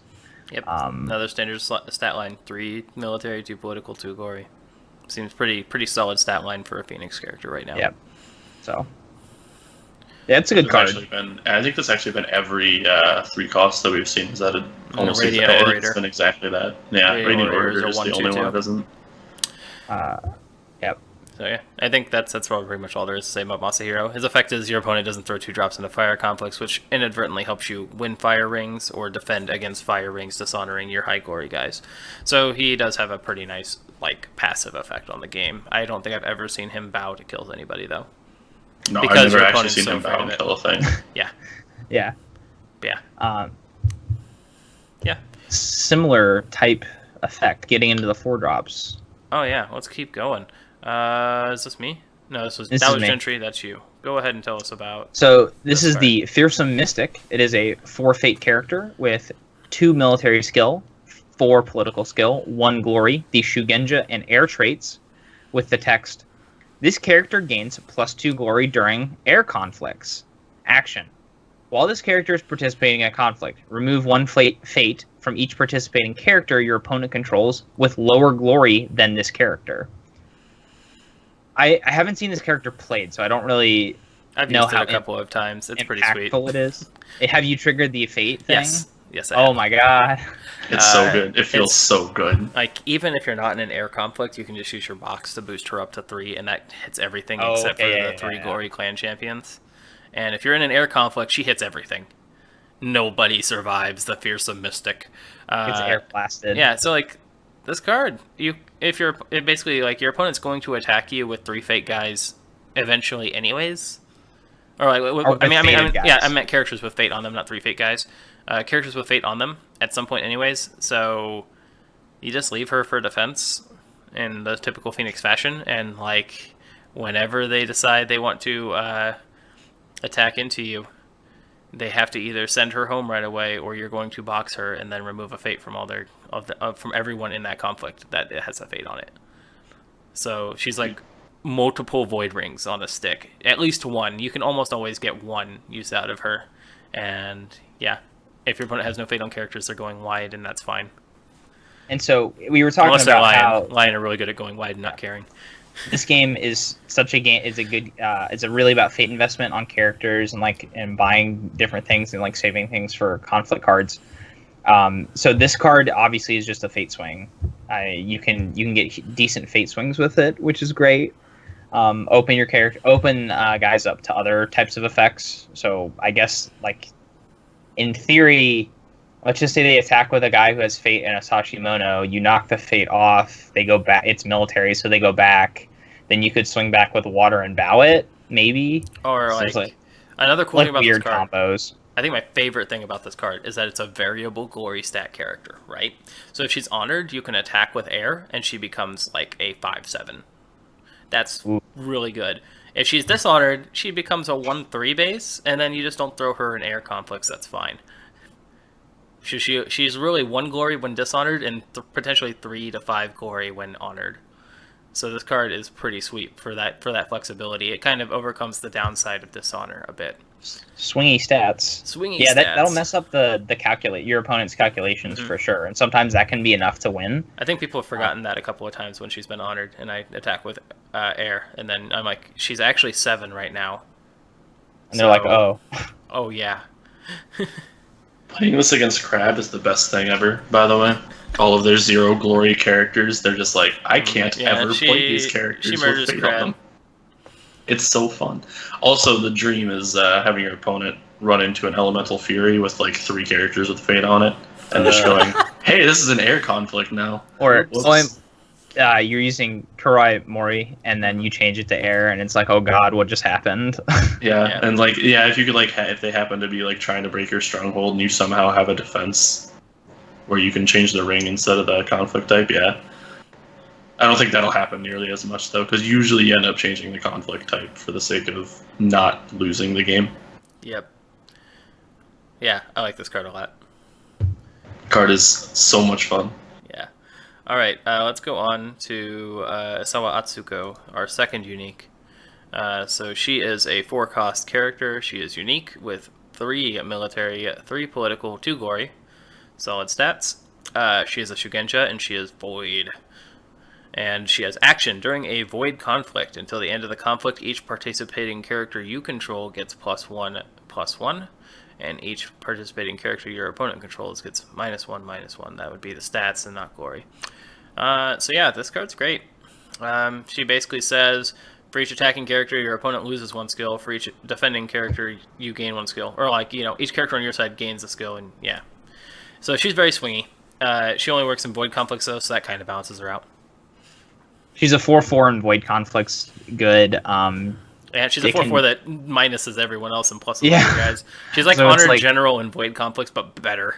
It's like it's a huge stat swing, and it's a flexible stat swing, so you can choose military or political. So that's pretty cool. She's really creepy art. Grandma's Yeah, this gonna card. give you I some like this demon card tea. a lot.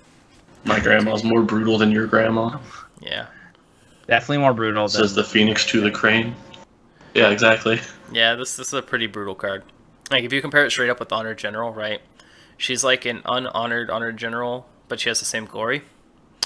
So like if she does become honored, she becomes like even better stats than Honored General, and then her effect is basically Honored General's effect, but like also debuffing your opponent's guys, and she works in both conflicts. Yep. Only works in void though. That is really the stipulation. So you probably use her on attack, where you can choose to use the void ring if you want. Your opponent's probably not going to attack into you with void with her on the board. Yep. So yeah, That's solid good. unique. Solid unique. Gentry, tell us about the clan. Oh my god, it's Bae. The best card in the deck. She is the cutest. Shiba, My clan Sukune, champion new cannot be clan this cute. champion, Bae. Oh my god. She is 5 costs, as all clan champions are. She is 4 military, 4 political, with 4 glory. She is a Bushi and champion. With the interrupt, when the conflict phase ends, resolve the ring effects of up to 2 unclaimed rings as if you were the attacking player. And holy crap, does that just win games by itself? So good. I actually think you just take this card almost, unless you have a bonkers board, you just take this card anytime it pops up and put as much fate on it as you can. Unless like you really need a defense or you just have other crazy stuff on the board. This card is ridiculous. I will do my best. Literally the little engine that it's- could flavor text. Yeah. Dude, yeah, she is my clan champion cannot be this cute, the card. No, this is the cutest bit. Greatest, I think it's the she's best so- clan champion art on, I think so far I consider her the best clan champion, because her effect always is active. Yukuni Yes. can sometimes have nothing to steal that's worthwhile, and Kasada sometimes gets just kind of countered by certain things. She will almost always do something, and she's really cool because she basically says you don't need to do poking attacks anymore. You only attack to break provinces, and then you just like leave whatever rings are left there, and you get them at the end of the phase. And I think the only ring that's kind of mediocre to get at the end of the phase is water. Yeah, water is almost always going to be left over if your But opponent has the void is same like matter. always good. Earth is always good. Fire is always good. And air is just like Air too is- water. Why yeah. not? It's like okay, free- it's not amazing. Free It's- to honor. Yeah, but Or steal. this clan champion Get more is cards. fucking awesome. Card is very, very good. It's like you're winning 2 conflicts without ever having like won a conflict. That's Yeah. It's That's exactly the way you look at it, I think, and that's exactly the way that I've been playing it, and that I've seen most people play it. Is you go into like one conflict early to get whatever ring you definitely want, so that your opponent can't just try and steal it from you, and then you just leave whatever's left. You're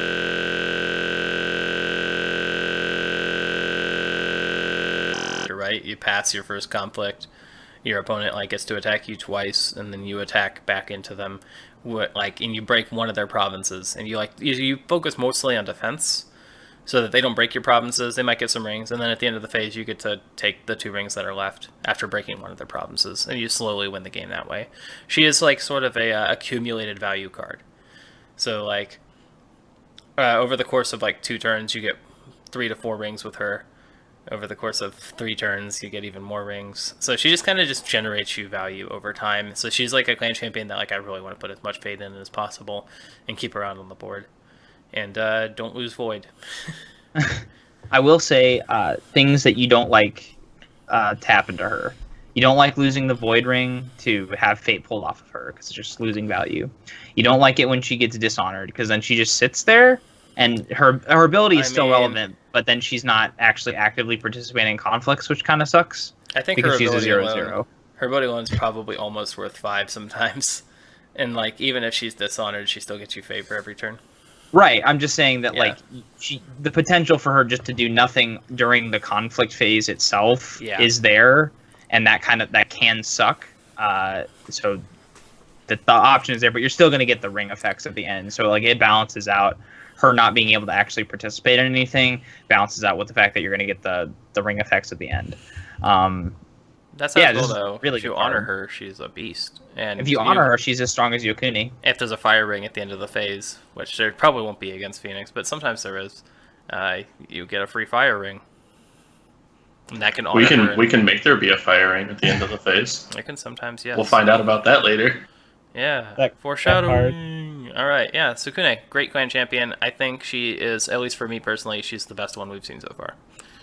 I would argue she's maybe the best Dynasty character that we've seen so far. I don't know about that. We've seen some really bomb-ass Dynasty characters. I mean, there's some really good Dynasty characters, but this card single-handedly wins games, and I don't know that there's. I don't know any other about card that does single-handedly. that by It definitely itself. helps you get there. I don't think like she doesn't single-handedly say break a province a turn. She just says gives you incremental advantage that might help you break provinces. Well, I mean, if you're going for like an honor win, and you're pulling air at end of every round, I mean that could be up to 8. She could just be 2 honor a turn from air. That's not terrible. I mean, she's like her own engine for a lot of. She does a lot of things. things, And but every turn ridiculous. she's going to do something good for you. Every turn. Am I doing the Phoenix province or a holding? Excuse me. We'll casually mention the holding. So we've seen the holding. We don't have the official art, or we don't have like the official name for it or its strength bonus, but we know that it is reaction after the draw phase begins. Draw 1 card, and it seems reasonable to expect this to be a 0 strength holding because that's about a similar power level to Funeral Pyre, maybe even more so because you don't have to sacrifice a character. But less so because then you don't get sacrifice synergies out of Crab. Regardless, it draws you a card automatically at the beginning of the draw phase before you even set your dial, so that's a pretty powerful effect. Yeah, if you protect that holding, it seems pretty good, but until we know more, maybe not go fully into it. Yeah, we know that from a card ban. So let's go into the conflict deck here. Dan, tell us about our conflict character here. So this is the first conflict character for Phoenix. This is the Ishikin Initiate. Ishikin? Yeah. However you say these words. Yes. 2 Fate, 1 military skill, 1 political skill, 0 Glory, the Shugenja and Void traits with the text. This character gets +1 military and +1 political for each claimed ring. So this is a card that was... Oh, and this is a 2 influence character. This is a card that was spoiled a week or so ago, I guess, 2 weeks ago. And it's been a little divisive, I think. So conflict characters are in a weird position generally because they're kind of expensive, which means you didn't buy anything during the Dynasty phase, and so you're playing this during the conflict phase, and typically they have some restrictions that make it so that way you only kind of want to play them in certain scenarios. This is an example of one of those cards. You really only want to play it like when you're going to get at least 3 or 4 skill out of it. It's like the best potential for this card is you're going last, and there are 3 rings that have been claimed, and you're playing it, and this is now a 4/4 for 2 fate. That's obviously really good value, but that's also a niche situation that may or may not actually happen. So it's weird. I think on average it's going to be about a 3 skill character, which can still be good. Like, don't get me wrong. I think there's definitely value to playing conflict characters after everyone's used things on board and kind of surprising your opponent with something to get an extra conflict in there. And this is a beater that can get in for 2 fate with some extra skill, which is good. But at the same time, that means you also had to have it in your hand, and you probably didn't play something else during the dynasty phase. So like, what did you not buy for 2 fate that you're now playing this card? So there's a give and take with these conflict characters. That's pretty interesting. That's a good analysis, I think. So I think in terms of conflict characters, this is a very solid one. It's kind of like Kuruma Ambusher in my mind. It's just like a solid conflict character that you can usually get some value out of, but like sometimes you just want to spend that 2 fate on something else that's maybe more valuable. Of the 2 Phoenix conflict characters, I think this is the more playable one. It's just a solid card, and whether or not a solid card makes the cut in final deck lists when we have all the cards, we'll see.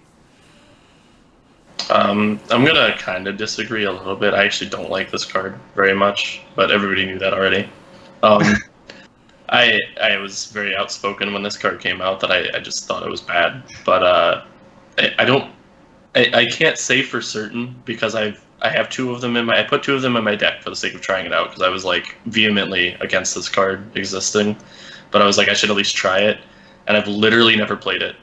I've played it exactly 0 times and then seen it played exactly 0 times in all the Phoenix games that I've seen and played. So I still can't tell you 100%, but I think I thought it was bad to begin with because it's like at best a 4/4, which is good. At best a 4/4, but like equivalently, its effect is just stats, and I think that you can get equal value and much better value out of just equipping, putting attachments on characters. There is let go, of course, but I think you're better off just like putting in katanas or something like that over this character and just running those instead because you get way more value out of them. You do, of course, have to have a character in the conflict already, but I don't know. That's how I've been comparing this card, is kind of like that. You do get 1 extra character in this card, but it's only useful in a couple of situations. Like, it's useful only in 2 conflicts, let's say at best, and costs a lot, and has to... Like, you have to actually have all of the conflicts happen in a turn for this to be useful, and the rings be claimed. It seems way too situational, and I think the fact that I've never seen it played, it kind of stands to that. Like, the fact that there's always been a better play, or that at least the person has always thought that there's been a better play every time that this card has existed. I think backs that up a little bit in my mind, at least, that I just don't think this card will ever get run. I'm personally probably going to cut it, but I'm going to keep playing it for a little while until we determine whether or not it's good, because I haven't gotten to play it yet, so I can't say 100%. Playing conflict, I think right now, the way we've been playing the game right now, we highly value attachments and events, and that might be the right call. That might be the right way to play this game. I don't know yet, but I think in order to play conflict characters effectively, you have to have like a little bit of a different mindset with how you're going to approach like all of your conflicts.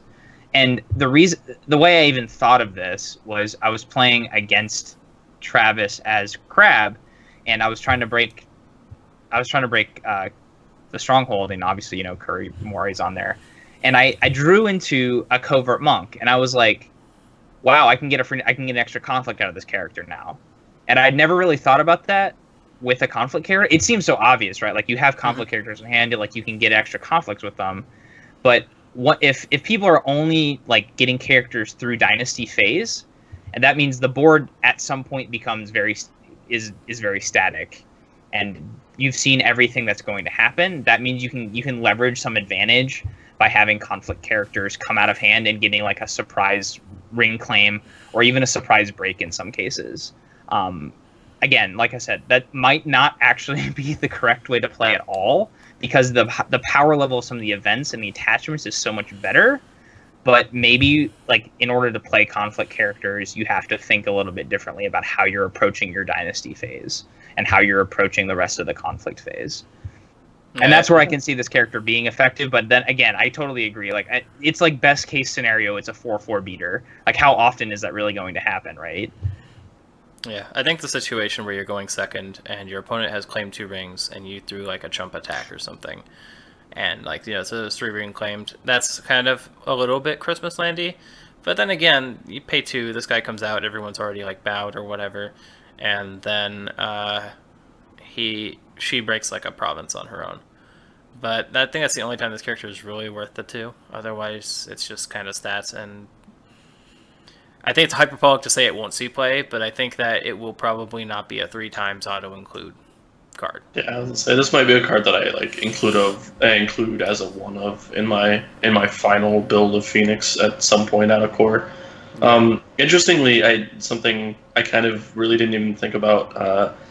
It's even anti-synergistic with your clan champion too, right? Yep. This card wants to see every conflict happen, whereas your clan champion wants to see as few conflicts as possible happen. Well, your clan champion wants to see 3 conflicts of rings you don't want. Well, if you still win a conflict with the initiate, you're still claiming the ring. So, like, basically, Sukune guarantees you're going to get 2 ring. You should get 2 ring triggers every turn she's on the board, and then you can potentially get, you know, 1 or 2 more. So, like, if the initiate comes out and wins a ring that Sukune was going to trigger anyway, it's like effectively the same thing, except you paid 2 fate for it as opposed to nothing. So it's like, yeah. Well, that's what I'm saying. It's a little like it has a little bit of anti. Yeah, it has a weird like little bit of anti synergy. It's not the biggest deal because if you're playing her, it's important that you play her for some reason. Like you're probably breaking a province at that point, but like it's just a little side note where like, you know, you'd probably rather the board state be relatively even and stale with Sukune on the board, where like things aren't happening, like as little as possible is happening, so that you can get more advantage off of her. Whereas this character wants every conflict to happen every turn, so that it's actually turned on and can do a thing. But in general, I'm gonna call this card bad, like I said at the beginning, and probably run it as a 1-of at best. All right. Well, let's move on to the other conflict character, because if this one's probably not being run, I can't say much for the second conflict character here. So this is the Seeker of Knowledge. She is a 2-cost conflict character with 0 military, 2 political, 1 glory, courtier, Shugenja, and air traits. And while this character is attacking, the contested ring gains the air element. If this character wins the conflict as an attacker, you may choose which of its ring effects to resolve. So this card is 1 influence. 1 influence as well, thank you. This card is like the living embodiment of what I'm going to call conflict tax. Because it's a conflict character, they tend to increase the cost of the card because it can come out whenever. From hand, yeah. Yeah, from hand. And so this character's stats are really narrow. So first it has to be attacking for its effect to do anything. And its stats make you want to throw it into a political. So this card is really only useful if you are attacking with political air. And cost 2 for 2 stats. And the main redeeming thing about this card is it has courtier and Shugenja, so you can play your courtier and Shugenja themed stuff. If you're playing this in a military, just add air to it, you better be winning the game off of it, because otherwise this is not a good trade. So yeah, it's 2 fate for 2 honor, effectively, or stealing an honor. If you win. Yeah, it's not. If you win. And you're paying 2 to get 2 stats, which generally doesn't help you. Like, that's a fan. A fan is 0 and gives you the same stats. If it combined the elements together to where you could resolve an air element and whatever ring you were doing, oh my gosh, like this is so playable. And it's like you don't mind that it's like you're right, like conflict tax is a thing. Like they've overvalued some of the conflict characters for some reason. It's like it seems very strange. One influence, so it's splashable in clans that like want to pursue an honor victory. But again, going all the way back to the beginning where we talked about dragon, if you're not playing dragon or if you're not playing dragon, you don't get let go, and you're playing this guy instead. Like, is this better than playing let go? Hell no. So here's an interesting thing. I have 2 words for this card, exactly 2 words that make this actually playable, and I'm pretty sure I'm going to play at least one of. I might play 2. We'll see how it works out. I still have yet to test it. Those 2 words are Fearsome Mystic. The fact that you can throw this into a conflict in the middle of a conflict, make it an air conflict in order to give your Fearsome Mystic +2 glory, and then steal all of the fate that your opponent thinks is safe, is actually pretty powerful. It's neat. And it's a little niche. This is why I'm saying I think I might only play one. I'm probably only going to play one of. I might play 2 if it ends up being really good. But I actually think I want to play one of in my deck for the sole sake of making Fearsome Mystic really good. So here's the other thing too, though, right? It doesn't just work with Fearsome Mystic. It works with basically any Shugenja who cares about their element, and you want the air ring. So if you can attack Void and turn on Atsuko, and then play this card to get the air ring on top of it. So like it allows you to effectively turn on 2 Shugenja elements in one conflict, as long as one of those elements is air. So yeah, it does kind of work with Fearsome Mystic. I don't know if I want to pay 2 just to make my Fearsome Mystic, I guess, like God mode Fearsome literally, Mystic. You're paying 2. All that does for you is all it does is make your Fearsome Mystic get 2 extra glory. So you're paying 2 for a 0/2 character that gives air element to the thing and gives one character +2 glory. Yeah, you cut out there a little bit, Travis. Oh, really? At least on our end. Yeah. Yes. Oh, okay. Well, hopefully that is fine in the recording, because that's fine. It's okay. I understand what you were going to say. But yeah, I think basically all that the Fearsome Mystic combo adds is give Fearsome Mystic +2 glory to this card's text box. So it's not the worst thing ever. It makes it a little more playable, but I do think this character is just grossly understated. It might see play if like honor rushing is a thing.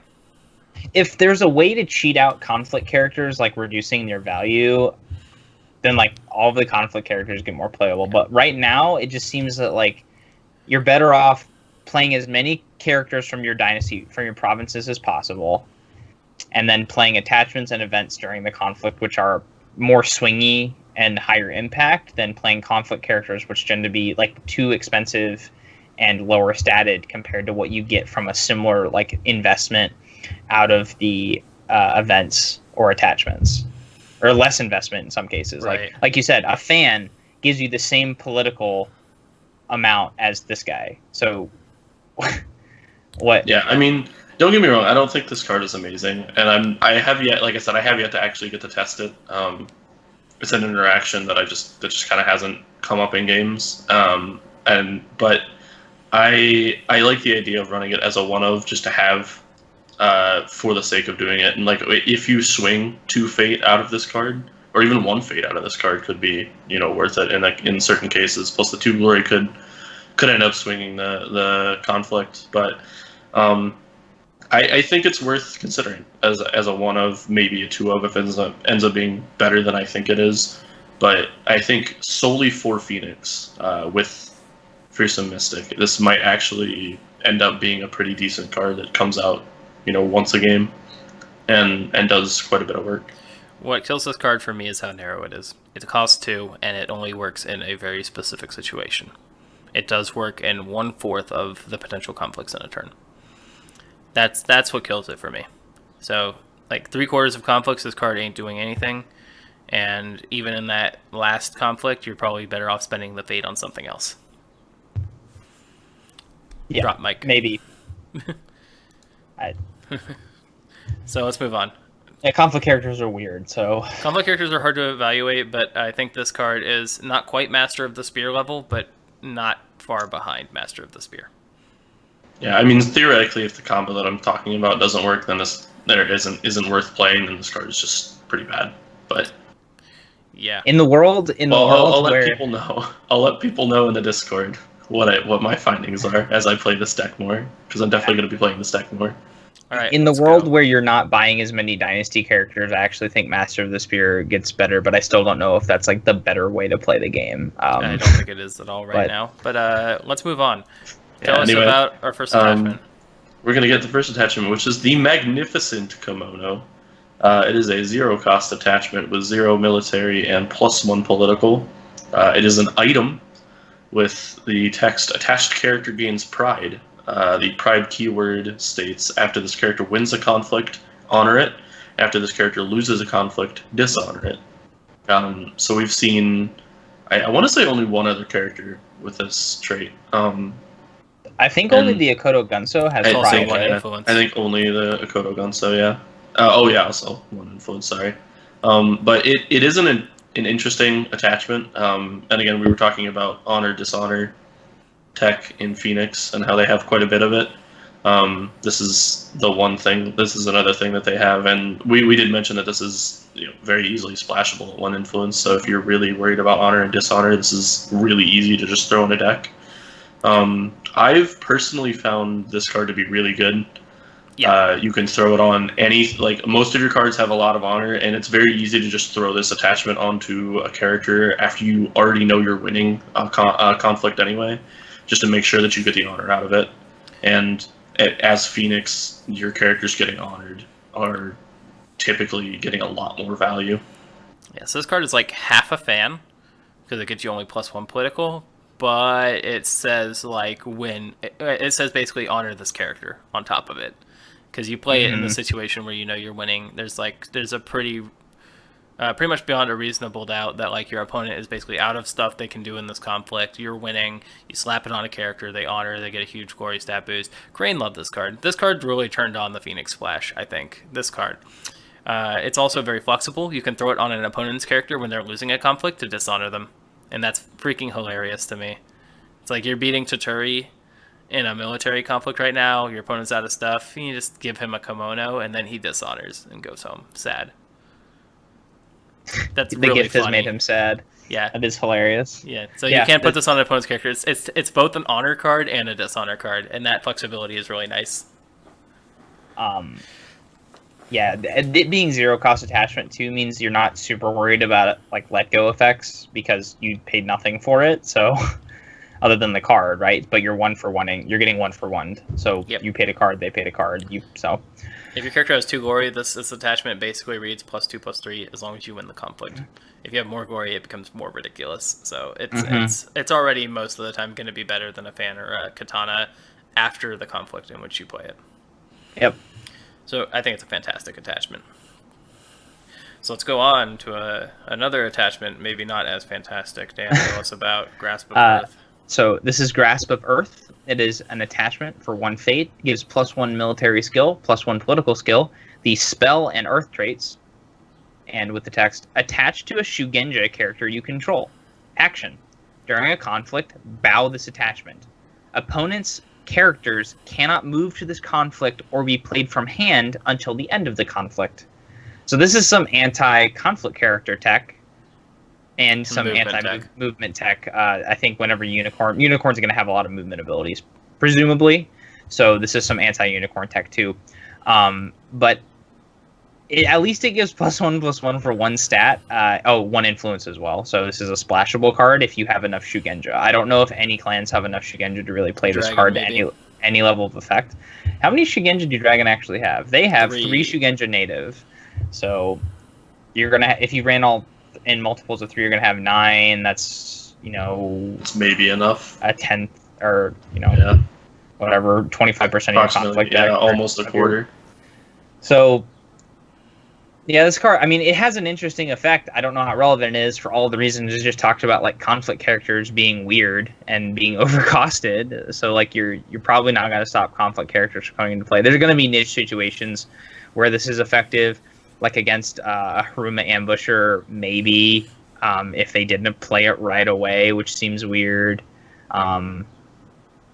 You can trigger this effect outside of a conflict, but it has to be during so the character can be outside of the conflict, but you have to trigger it during a conflict. So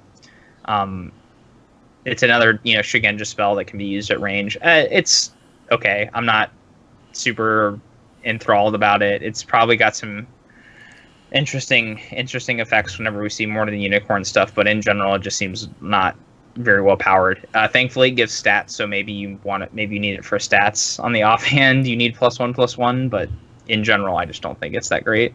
Yeah, this is the let go for conflict characters in the same way that Voice of Honor is the let go for events. And depending on, it seems like it's just a card that, like, if there's a lot of movement in the meta, you might want to include this card. Right now, there's not a lot of movement, mostly because we don't have Unicorn, and there's no movement into conflicts, I don't think. I don't think there's a single movement into conflict at all on the opponent's side right now. So that's gone. So this card basically turns off conflict characters. What's weird about this card, and I think what makes it a little awkward, is that if you play it during a conflict, so like say you play this attachment, your opponent goes, okay, next action he's going to use Grasp of Earth. I'll just play my conflict character that I was going to play right now. Or I will move in my guy that I was going to move in right now before he gets to use the action on Grasp of Earth. And that means that your opponent basically gets to do what they wanted to do before this card actually stops it. And if you have it on a character before the conflict's declared, your opponent knows it's there. They see it on the board. And they know they have to play around Grasp of Earth, so they'll just play their conflict characters before they declare their attack, or they'll play their conflict, or they'll attack with their guys that they were going to move in anyways if they were pretty sure they were going to move them in. And that's where the card is like best, I think, is you play it before the conflict and you say, hey, you, no shenanigans, and you make them play face up on the table before when they declare the conflict.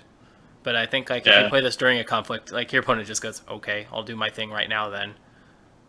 Yeah, I mean, I think it's pretty good as playing beforehand, and like I think it kind of plays into Phoenix's manipulation, and that like I think the only thing that this is useful for in what we've seen so far is if people are playing conflict characters, you can make them overcommit and spend more fate and resources on a single conflict than they normally would. But I agree, this seems really underwhelming right now. It might be good if Unicorn ends up having a lot of movement effects that are really, and Unicorn ends up being a really good deck. This is another card where like I feel like I might run it as a one-of once Unicorn comes out, just for the sake of countering Unicorn, and if I'm against anything but Unicorn, it'll just sit in my hand dead, but it's only one of, so it's not the biggest deal. Yeah, I think it's all right. I think like even like in the situation where it wants to do, because of what I just described, it's just average at what it wants to stop, because it doesn't directly stop it. Yeah, and worth noting as well, I forgot to say that Ishikin Initiate came to us courtesy of the Jade Throne podcast. We were talking about Shay and company before, I believe, and we those guys do a very similar thing to us, where they like talk about the cards. They're a little bit more brief than us, but they're worth checking out as well. And this card comes to us from Podcast of the Five Rings, which is another podcast, and they talk about L5R in general, as well as just kind of other geek culture stuff in general, like movies and stuff. So if you want like your L5R combined with like more geek culture stuff, check them out. Shout outs. All right, next attachment is Pacifism. We've seen this one for a while. This is one of the first cards we've seen in the game. I think it was the first Phoenix card we ever saw, actually. So Pacifism is a 2-cost attachment that gives no skill bonuses at all, and it is a condition. This attachment cannot be played during a conflict, which makes sense because it would be bonkers if it could, and that's because the attached character cannot participate in military conflicts. And the flavor text is, a peaceful environment leads to a peaceful mind. And this card costs you 2 influence to put in your non-Phoenix deck. This card is really expensive, but potentially really impactful. A cool thing with this is in combination with Kuroi Mori, where if you put this on a character, they have to go in on a political attack. Like you put it on your opponent's best character, they have to go in on a political attack, and then you can just switch to a military conflict with Kuroi Mori, and since they can't participate in a military conflict at all, that character goes home bowed. Other situations that will flip the conflict like that make this really good. In Crane, if you have Doji Challenger, you can pull someone into a military conflict. At least we think we can. That ruling is something up for much debate. That ruling is up in the air right now. We'll see soon. Yeah. Because the rulebook's got to come out any day now, I think. They said August, early August, so hopefully in the next week or two. Hopefully. Yeah, so it's a nifty card. It really hurts certain clan champions like Kasada and Toturi. Some characters with a dash in politics really hate this card as well, because then they literally can't do anything. So this card basically is you pay 2 and you give someone a dash in military. And that's potentially very powerful, but at the same time it's expensive. So this card will probably see some play. And this is one of those attachments that's like, if it gets let go, it's bad. Like, because your strategy is built around this thing sticking, right? And then all of a sudden it gets let go, and you're like, okay. I think I'm running 0 of this card right now, just because let go seems to be super prevalent in a lot of the games I'm playing. I just lost 2 Fate. Yep. If let go wasn't seeing play, like if Dragon wasn't a ubiquitous splash right now, I would play this card in a heartbeat. Yeah. Yeah, I was gonna say this card has seemed pretty good. I've actually tried splashing it in Dragon a little bit as well, and it seems okay. But I think it does. It ends up being good if your opponent commits a lot to one character. You know, a lot of fate on like a high military character, or they commit like a couple of attachments on a character. You can just make sure that they don't do anything. I'm not positive that it's like amazing, but it seems pretty decent, and I think it accomplishes what it wants to accomplish. So. Yep. I think that covers just about everything with this card. Let's continue on, shall we? Gentry, first event, go. We have our 0 cost first event, Supernatural Storm. It is our water spell. Action, choose a participating character. That character gets +X military and +X political until the end of the conflict, where X is equal to the number of Shugenja you control. This is also a 1 influence card. I don't think this will be running anything that isn't Phoenix, at least out of core, because there are not nearly enough Shugenja in any other deck to make this card worth it. But inside of Phoenix, it ends up being pretty good, because you can almost always make this +2/+2 for 0, which is really good. It's like a political and military bonsai at the same time for, Phoenix, and sometimes it's better. Yeah, I would say it's consistently a 2/2, and more often than you would maybe think it ends up being like a 3/3 or a 4/4, because Shugenja are just they're all really good in this deck, and almost every Shugenja you want to keep on the board anyway. So you'll end up having 3 or 4 of them set up quite often. I've seen this be a 3/3 more than a 2/2, but I think on average it's probably like a 2.5. Like, it's somewhere in the middle. Like, halftime is going to be 2/2 and halftime is going to be 3/3. I have not seen 4, and I have not seen 1, probably because I just won't play this card if it's only +1. This is another card that might make, like, an Ishiken Initiate or a Seeker of Knowledge a little better as a conflict character, because you can play them, and then that makes this slightly better if you have this in hand as well. Because then this basically adds 1 stat to both those characters if you surprise them out. But yeah, if you're running a lot of Shugenja, which right now I think you should be, this card should be run. This card's fantastic. Yeah, if it's 3/3, it's really good. If it's 2/2, it's solid still. Yeah, that's Supernatural Storm. Let's move on. Dan, tell us about Way of the Phoenix. Dan, I can't hear you right now, Dan. Did we lose you? Oh, maybe. Dan, come back. Dan, please come back. I hear. I got something. some sound. Can you hear me? Yeah, we got you. You're back. I must have not unmuted myself. All right, so Way of the Phoenix is the philosophy event for Phoenix. Is 0 cost. Action, choose a ring and an opponent. That player cannot declare conflicts of that ring's element this phase, max 1 per phase. And obviously, it being a Way of Philosophy card, it's not splashable outside of Phoenix. So this is a really, really weird card. Having in play, you can do some interesting things with it, like with Sukune, or to guarantee that you're going to get certain ring triggers, like for Solemn Scholar, or things like that. But in general, it's kind of got a not fantastic impact in your conflict deck compared to other things that can be in there. It's really, really strange. Yeah, this card doesn't do nothing. It just its impact seems not as strong as other conflict cards you might be running. And because of that, I think I'm slowly cutting it out of my deck, and I'm even trying 0 copies of it to see if I ever miss it. You can do really cool things with it, like you can select a ring and then Sukune will guarantee you that ring at the end of the phase. You can, like, if you're going second and you have Solemn Scholar, you can Way of the Phoenix the Earth Ring so that your opponent can't, like, all in and take the Earth Wing away from you. Though that's not as good. I think, like, if you have this in your deck 90% of the time, it's probably going to be the Fire Ring because you have such high glory on your characters and you care about your characters being honored. So, like, to me, this card kind of reads 0 cost, guarantee a Fire Ring for you. That's okay. Yeah, I think that's fairly reasonable. Considering half the turns you can get the Fire Ring first, anyways, it's all right.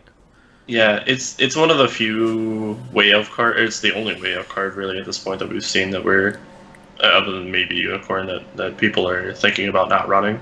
And I'm really not sure whether it's good or bad yet. I've played it a few times, and it's nice to be able to protect yourself from dishonor, given the glory that you have.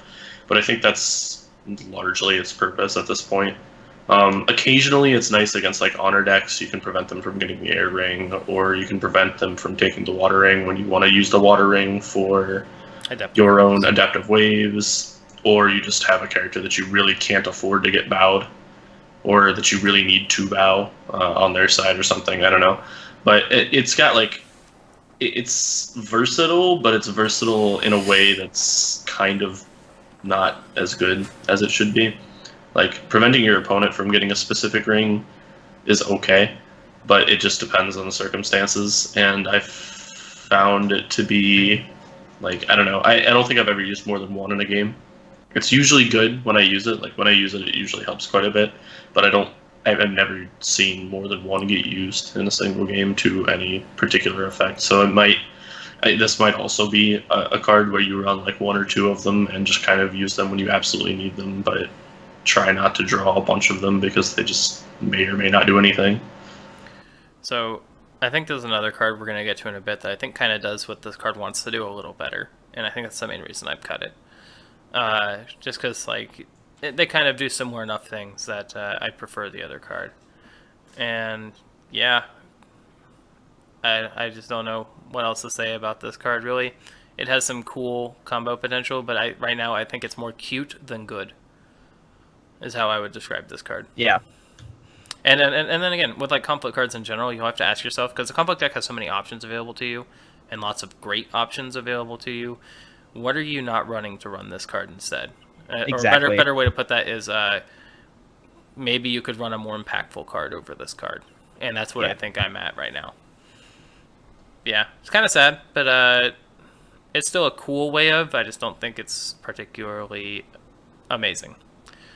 So next card. This is a card brought to us by the Art of Warcast, Jobin Lopez and company over there. They do cool lore discussion and a little bit of the LCG discussion. So check them out if you want to learn, like, as a newcomer to L5R, what the world is like. Anyway, so this is Against the Waves. This is a really cool event. It costs 1. It is a spell and water event, and it has action. Choose a Shugenja character, bow or ready that character. With the flavor text, water is ever-changing. A gentle wave one moment and a torrent of force the next. Also, 1 influence. Super flexible card. Love this card even. As Phoenix, you have a lot of Shugenja. This gives you the ability to use 1 twice. Like say you have your honored Masahiro, you use him to murder some guy, or you just can use him twice at 5 strength. Atsuko, you can throw her into a conflict and then ready her, and then use her again, even though she can only use her action once. Very flexible card. You can also use this to bow an opponent Shugenja, like Kitsu Spirit Caller, because fuck that card. And Yep. That is a fantastic answer. Like, if they're attacking as Lion and they've got a Kitsu Spirit Caller in the wings, first action on defense, bow it. And that's awesome. You basically just deny them pulling out a Tuturi, and Spirit Caller is one of the highest value cards to bow, I think, in the game. So, fantastic. Anti-Shugenja and Pro-Shugenja at the same time. This card might see splash in Dragon. I can see it there because they've got 3 Shugenja that have pretty good effects. Like, you can double Yukuni with this. You could double Doom Shugenja, double your Voltron Agasha Swordsmith, whatever. And in Phoenix as well, it really promotes. It promotes Voltroning your guys up a bit. So because your stronghold lasts till the end of the phase, you can just ready the guy you strongholded, and if he's honored, then you get to use him twice. It's amazing. awesome. This card is baller. What do we say about bow effects on this podcast? Yeah, I was like, let me be. This is a bow effect and this is a a ready bow effect. effect. It's good. Play it. This is a stand effect and a bow It's effect. bow It's effect. double good. Yeah. It's a bow effect and an anti-bow effect. Oh yeah, and Shugenjas are double pretty play. impactful characters in like every faction they're in. The Steadfast Witch Hunter is pretty impactful. The Asahina Storyteller is pretty impactful. You can deny 3 political skill by bowing the Asahina Artisan. You can deny Kitsu Spirit Collar, and Dragon. You can bow Yukuni. Yeah, Crazy. good stuff. More of this, please. Next card. I believe it's me. Yeah. Yeah. Yep. Yes. So the next card is a 1-cost event. It is Know the World. It is a void spell. With the action, switch a ring in your claimed ring pool with an unclaimed ring and gain all fate on that ring, retaining the ring's conflict type. And it is 3 influence. So this is, I was stating earlier that there may or may not be a way to switch the rings in your pool so that you can turn on things like Solemn Scholar. I think Solemn Scholar is the one who cares about rings in your pool right This now. is the only one that cares right now. But, I'm assuming that there will be more later because that just seems to be the theme of Phoenix. But Sukune sort of cares. Yeah, Sukune the kind of opposite cares, way. yeah. This that's is true. She wants rings out of your pool. But this is an interesting card. I don't know whether to call it good. It does turn on your Solemn Scholar, which is cool. If there's more than 1 fate on a ring, you can take it, and you end up going plus fate, which is amazing. If there's only 1 fate on a ring, you're going even, and it allows you to switch rings for free. You can deny your opponent rings in a way that's not Way of the Phoenix, which is interesting. I don't know. It's a weird card that I'm not sure how to rate.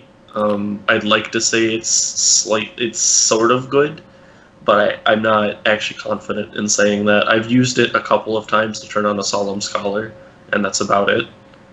I used it 1 time to gain 1 fate because there was an Earth ring at one point with 2 fate on it when I didn't have a Solemn Scholar on the board anywhere. And that was it. That's literally the only times I've used Know the World, so I don't know how to rate this exactly. I think this card's pretty dope. It's super versatile, right? You can do. Yeah. I can think of 4 uses for this card off the top of my head. The first one is to turn on a Solemn Scholar by switching to Earth after claiming. Don't remind me. ring. Yeah, a surprise turning on Solemn Scholar is pretty good. The second thing I can think of is you can put a ring. You can claim a ring in a turn and then put it back to claim it again with Sukune at the end of the turn. That's also pretty solid. You can use it for economy. If there's a ring with 2 fate on it, you can deny that 2 fate from your opponent, and you can claim that fate yourself. And fourth, you can use it to double trigger a ring. So if there's a ring you really want to do twice, you can do it on your first attack, wait for your opponent to do his attack, know the world it back into the pool, and then you can do a second attack with the same ring and get the same claim effect. That's 4 uses that I think of, and those I think are probably the main 4 uses this card's going to be used for. And that versatility is pretty sweet. And just being able to ring fix yourself, like again, if you have Solemn Scholar, he loves this card. And because I think you're probably running Solemn Scholar, I think you probably want to run this card as well. Yep. Yeah, this makes some sense. And even if you don't have Solemn Scholar on the board, it still does stuff. The only thing I do want to say is that you do have to win the first conflict, so it is useless in at least 1 conflict. You do have to have a claimed ring, which can be a problem, but usually isn't in Phoenix. So it's slightly less good because there's at least 1 conflict, sometimes 2, where it's not that good. But I don't know. It seems, like I said, it seems pretty good. I still don't know if I'd rate it as amazing yet because I haven't gotten to use it that much. I haven't seen it used a huge amount, but it seems good. I want to say you should run 3 out of core until for some reason something else comes up that changes that. I think if you care about the rings being claimed or you're running Sukune, this card's probably worth running 3 of. Yeah, I don't think it's great outside of Phoenix though. I think Phoenix just has enough synergy for it to work. Yep. It can be okay in Crane and Lion solely because you can do things like claim the air ring 4 times in a turn. Yep. In a perfect world in like Magic Christmas Tree Land. Yeah, so let's wrap this up. Let's go. Yes. Last card. This one's a doozy. Dan, tell us about this card. This is Display of Power. It is a 2-fate event. Spell, fire. Reaction. After you lose an unopposed conflict, cancel the ring effect of that conflict. Then, you resolve the ring effect as if you had won the conflict as the attacking player. Claim the ring. So this is a way to claim rings on defense without actually committing any resources. I get 2 fates is our resources. 2 fates, but I mean, an honor, and probably a broken province. But I mean, you get a ring in your pool. They don't get the triggered effects. It can be a huge blowout. This is a direct reprint of a card from Game of Thrones called Vengeance for Elia. So this card's just amazingly powerful. 3 influence as well. So this card's just really powerful. It just totally throws off your opponent's turn math in the same way that like Elemental Fury can throw off your opponent's turn math, or Curie Morai, or anything that can change the outcome of a conflict to what your opponent wasn't expecting. This does that. It's insane. I've seen some blowout plays with this card. It's really good. Yeah, we mentioned Way of the Phoenix being used to stop your opponent from claiming a ring that you want. This card, I think, is the card that I run instead.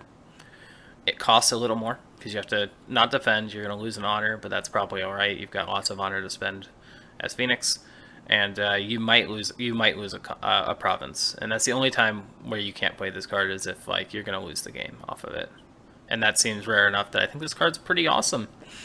Yeah, your opponent might go to honor one of their characters or dishonor one of your guys, and you pay 2, and you're like, nope, I'll take that. Thank you very much. It's a fantastic card. I've had a huge blowout turn 1 where I was playing Phoenix against Joe's Crab, and I had a Serene Warrior that I was going to honor with my Masahiro Masahiro was going into attack, and I had a Serene Warrior with a Fate on it, and Masahiro was going to win unopposed. And then he played this card and dishonored my Serene Warrior with a Fate on it, and I was sad. It's a very swingy card with fire and earth and air in particular. This card is nuts. Actually, every ring. I think Void's probably the weakest ring with this. Like, What? You deny your opponent from doing something really good, and instead you completely swing it against them. Earth is you spend this card, so instead of losing a card yourself, your opponent loses a card, and then you gain a card to replace this card. Water can be a huge swing because they kept a guy back that didn't put any Fate on, and they were going to bow at your fated guy or your no Fate guy, and you're like, I'll claim bow your guy, and now I just attack you in for free because you're Fire is literally totally instead open. of them honoring or dishonoring a guy, you honor or dishonor a guy. So that's a 2-stage swing, right? Instead of a guy being dishonored, he's now honored, or instead of a guy being honored, he's now dishonored. Ludicrous. And then air can stop people from actually just like I've seen like theory crafting with Crab Dishonor using this to stop air. They go for air, and then instead of gaining 2 honor, they lose an honor and give it to you. So yeah. Crab Dishonor. Yep. Yeah, I think this is probably my favorite card in Phoenix, honestly, just because it's so mean and it's so easy to just play. It is a blowout. It's so good. It's I will costly say though that it is 2 Fate, which is a lot, and the fact that you have 2 Fate sitting in your pool as Phoenix, your opponent is immediately going to look at you and go, I'm probably going to get Display of Power. Wait, they're not going to play the Ishkin Initiate? You're telling me they're not playing the Ishkin Initiate for 2? No. I'm saying that Ishkin Initiate is probably not going to be in my deck pretty soon. That's like compare the power level. Like think, okay, Ishkin Initiate, right? It costs 2 Fate. It does whatever it's not going to do. I just stats. A 3/3 or a 4/4, right? Compared to just Display of Power claims you a ring and you trigger the effect. It's just like it's not even comparable. Like where these conflict characters stand for the Fate cost to where these events stand for the Fate cost. Like I wouldn't have been surprised if Display of Power had been a 3 Fate event similar to Blackmail. Like that would have been fine. At 2 Fate, it just seems incredibly playable. Yeah, I agree. Absolutely. Sad if it gets Voice of Honor though. Scorpion. Oh yeah, they Voice of Honor, and it's really sad. They just 1 for 1 you. Or 1 for 2 Fate you, and broke something, which is great.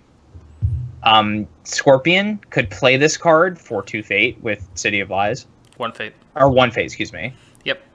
That's true. That's really dumb. But they probably lose their City of Lies on doing They it. lose the same lives. Because, like, again, the cost of this card is kind of hidden. It costs 2 fate, but you're losing an honor for an unopposed conflict. And because it's an unopposed conflict, your opponent's probably trying to break. So maybe you have actions to bow and send home guys where they still win, but they don't break, and that's the ideal situation. It's like they're poking your province just to get a ring claim effect, and you say, no thank you, I'll take that instead. Exactly. That's the best case scenario, where you didn't lose a province, you get to claim the ring, and maybe you just lost an honor, which is a pretty malleable resource in this game anyway. So, yeah, this card is amazing. I think that's a good point to end the card reviews here. So before we wrap up, let's go through our usual song and dance here. Where do you guys think Phoenix stand overall compared to the other clans? And I'm adding another stipulation here. What ally do you think Phoenix take? And why is it Dragon? So, do I think that Phoenix is as good or better than any other faction in the game? I don't know.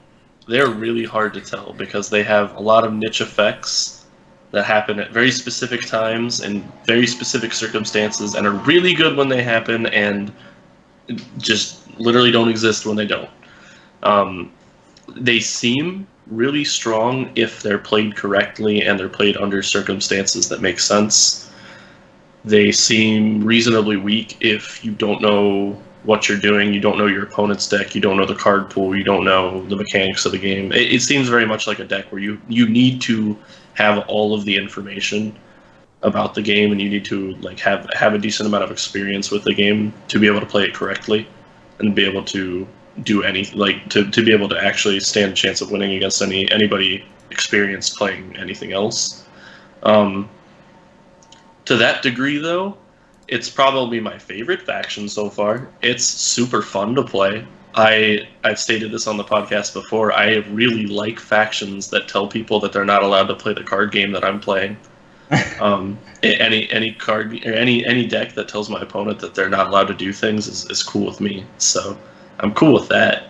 I think they could be one of the best factions. I'm just not really positive yet as to whether that's the case because they are so difficult to play and they are so niche and they do have such weird effects. As far as splashes, I think Dragon is pretty much the generic splash for it right now. I've been playing around a little bit with some Dragon Splash, or Crab Splash, rather.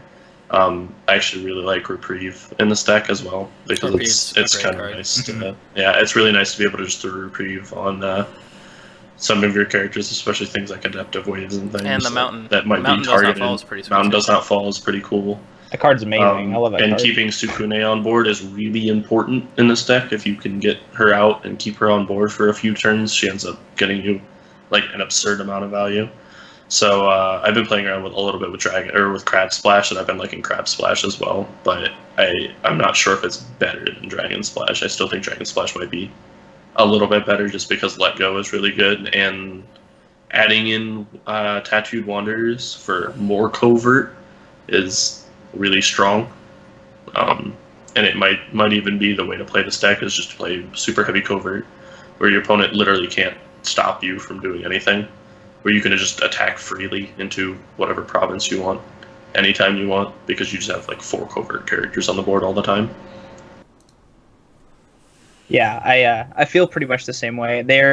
They can either be like really, really powerful and you can just playing against them, you feel like I don't even know what I'm supposed to do here, or you can stumble a little bit while playing them and then your opponent just kind of rolls you over. It's like this really with the Glory mechanic, right? Glory's a double-edged sword, while playing Phoenix is a little bit like you're balancing on a knife's edge a lot of the time, trying to figure out the best way to navigate a certain situation and get the right cards on the table that'll last the right amount of time for you to be able to do something, compared to like a lower skill faction. Not to say that like playing Lion is lower skill, but like Lion's going to put guys on the table, they're going to charge guys out. You're going to use Spirit Caller to get Tituri's back. You're going to use them to get Honor General back, and you're going to smash face and kill their provinces. Phoenix are a little bit more nuanced in that you're going to play a little bit of defense. You're going to have to strike whenever you see an opening. You need to manipulate which rings you're using for your Shugenja. You got to really make sure you don't get guys dishonored because you have high value glory stats across the board. So you can just get a guy turned off to where they're not participating in conflicts, and against another clan that wants to go into conflicts a lot, that might end up being a big deal. You like drawing from your conflict deck, so you might be susceptible to dishonor sometimes. Like Crab has a lot of dishonor effects. Like if they have intimidating heat is on the board, you might be losing some honor from that. Watch Commander, they can drain honor from that as well. So yeah, they're a very interesting clan. Having played them a little and seeing them played and then playing against them, it's just very fascinating. As far as the best splash, for all the reasons we talked about Dragon before, I just think Dragon is the way to go. Let Go is the Parasite / Doom Blade of this game so far. It seems anyway. Yep, not disagreeing. I do think that it's really difficult to pin a like where every clan is right now. I think they're all really close. If I could pick one clan to be on top, it's probably Lion right now. Charge, Route, and Court Games did wonders for the Lion game plan, and they have so many options available to just win conflicts, and winning conflicts wins games. So not only they can obviously you can cheat characters out with Charge now, but then because they have reaction based effects when those characters come into play, specifically Honor General and Matsubayona, you're getting just super value out of Charge. Yep. And it's you're building. You can end up building board state that's just like completely ridiculous. Like if you charge like the dream, right, which happens is you charge somebody into a conflict, into a military conflict, break the province, trigger 4 Greater Glory, and now you've got fate on all of those dudes, and you just cheated like a general into play, or cheated a Bayona into play. So you just have all this fate on these guys that are sticking around for the next turn, and you just have more board state going to the next turn than your opponent does. Yeah, I've definitely done some things where I've charged Toturi, stuck a Sashimono on him, and then for Greater Glory on the province break. Yeah. Wow, now I've got a Sashimono Toturi with 1 fate, and I only paid 3 fate for it. And then you don't even really care if he goes away, too, because like this, you pull a Spirit Color, and he comes back. Like having Totori's in your graveyard, discard? Discard. Yeah, if discard. We're not Yu-Gi-Oh. We don't. You're discard. Well, Magic's graveyard too, I guess technically. But so having Totori's in your discard is functionally almost like having Totori's in your provinces at sometimes. Yeah. Because you can trade the Spirit Color for them. But bringing it back to Phoenix a bit here, I do think Lion are on top, and I think Lion like slightly edge out the others, and I think Crab might be slightly below average, just because when I play Crab, I feel like I have to try 10 times harder to do anything than any other clan, because you have to like really try to set up those Way of the Crabs, set up those sacrifice engines, protect your stuff without losing outright some stuff, and then you have to like find room in there to crack back and start slowly winning the game or dishonor out your opponent. They're really reliant on keeping Suichi and Kasada in play. Like ideally both of them in play, but like you really need one or the other to even like operate on attack sometimes, because Suichi has covert, and additionally like because he helps get your fate engine going, you can just go and do a turn with like I wouldn't do a turn with like 18 fate, 17 fate, something like that. Just whatever, man. Just get a lot of fate sometimes. Yeah. But yeah, Crab feel clunky sometimes, and maybe they don't have quite as good of like a swingy thing as Lion. But I do think all the clans are really close, and it's a very skill-based game. I think Phoenix are probably somewhere in the middle with Crane and Dragon. I think maybe if I would say, I'd say they're probably worse than Dragon and on par with Crane. But that's because Dragon just kind of balls up stats, and right now it feels really hard to deal with how many stats Dragon can just levy at you. They're balanced, and then they can drop attachments on either stat base that are good, and then they get those things back when those characters leave play. So like those keep rolling, and they can just Dragon are good. Are good, and Dragon also can like fetch attachments and like good card draw, and like they're probably the best faction to deal with Kuroi Mori. So they seem like they might be hard for Phoenix, but I do think Phoenix is very powerful. I think they've got a very good toolbox here, and they've got the ability to do a lot of things. I do think they're probably going to win through conflict and less honor, which is kind of sad being the pacifist clan that they win through destroying provinces. But I guess if you're destroying provinces politically, which seems to be where they're more inclined anyway, although they're also relatively balanced like Dragon, then it's not really like unpacifistic, right? You're just taking them over politically. But still, I like where Phoenix is. They're very fun to play. We'll see how they land as we get more card pool and more games. So yeah. Well, I want to see the Scorpion matchup against them specifically because yeah. we're anticipating Scorpion having a decent amount of dishonor effects. So because they have high glory characters, they're going to be susceptible to that dishonor. And so if they're dishonored and they can't really like go into conflicts, and then they're not winning rings and they're having rings triggered against them, like what happens then? Like how do they get out of that game plan? Yep. Phoenix do feel like that sometimes they can be down in a hole if they get their high glory characters dishonored and they just can't climb out of. Like Serene Warrior. Serene Warrior being dishonored feels really bad. And it's hard. It's really hard to re-honor him because you're down all those stats. Anyways, yeah. Any final thoughts on the Phoenix clan? They're super cool. Everybody should play them. They're the best. They're the best clan. Hashtag unbiased. They're a little bit like Martell from Game of Thrones in a way. I think was one of the comparisons someone made because they have effects that can trigger.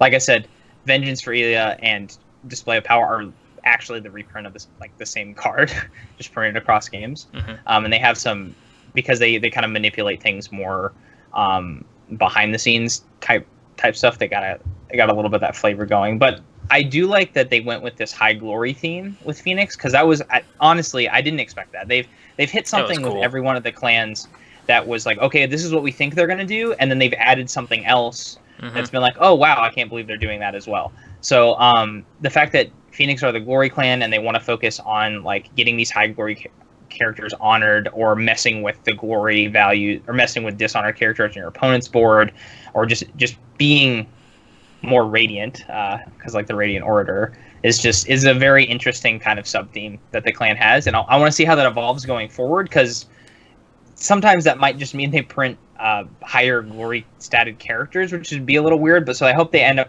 doing a little bit more nuance with how you manipulate the glory values on characters going forward. And obviously it's nice seeing Shugenja and some of those spell cards because we hadn't really seen that many up to the point. We'd only seen 1, 2, 3, 4, 5, 6. We'd actually only seen 7 Shugenja as outside. Like there are 7 Shugenja outside of Phoenix, and Phoenix have exactly 7. So yeah, they've got as many as the other clans combined.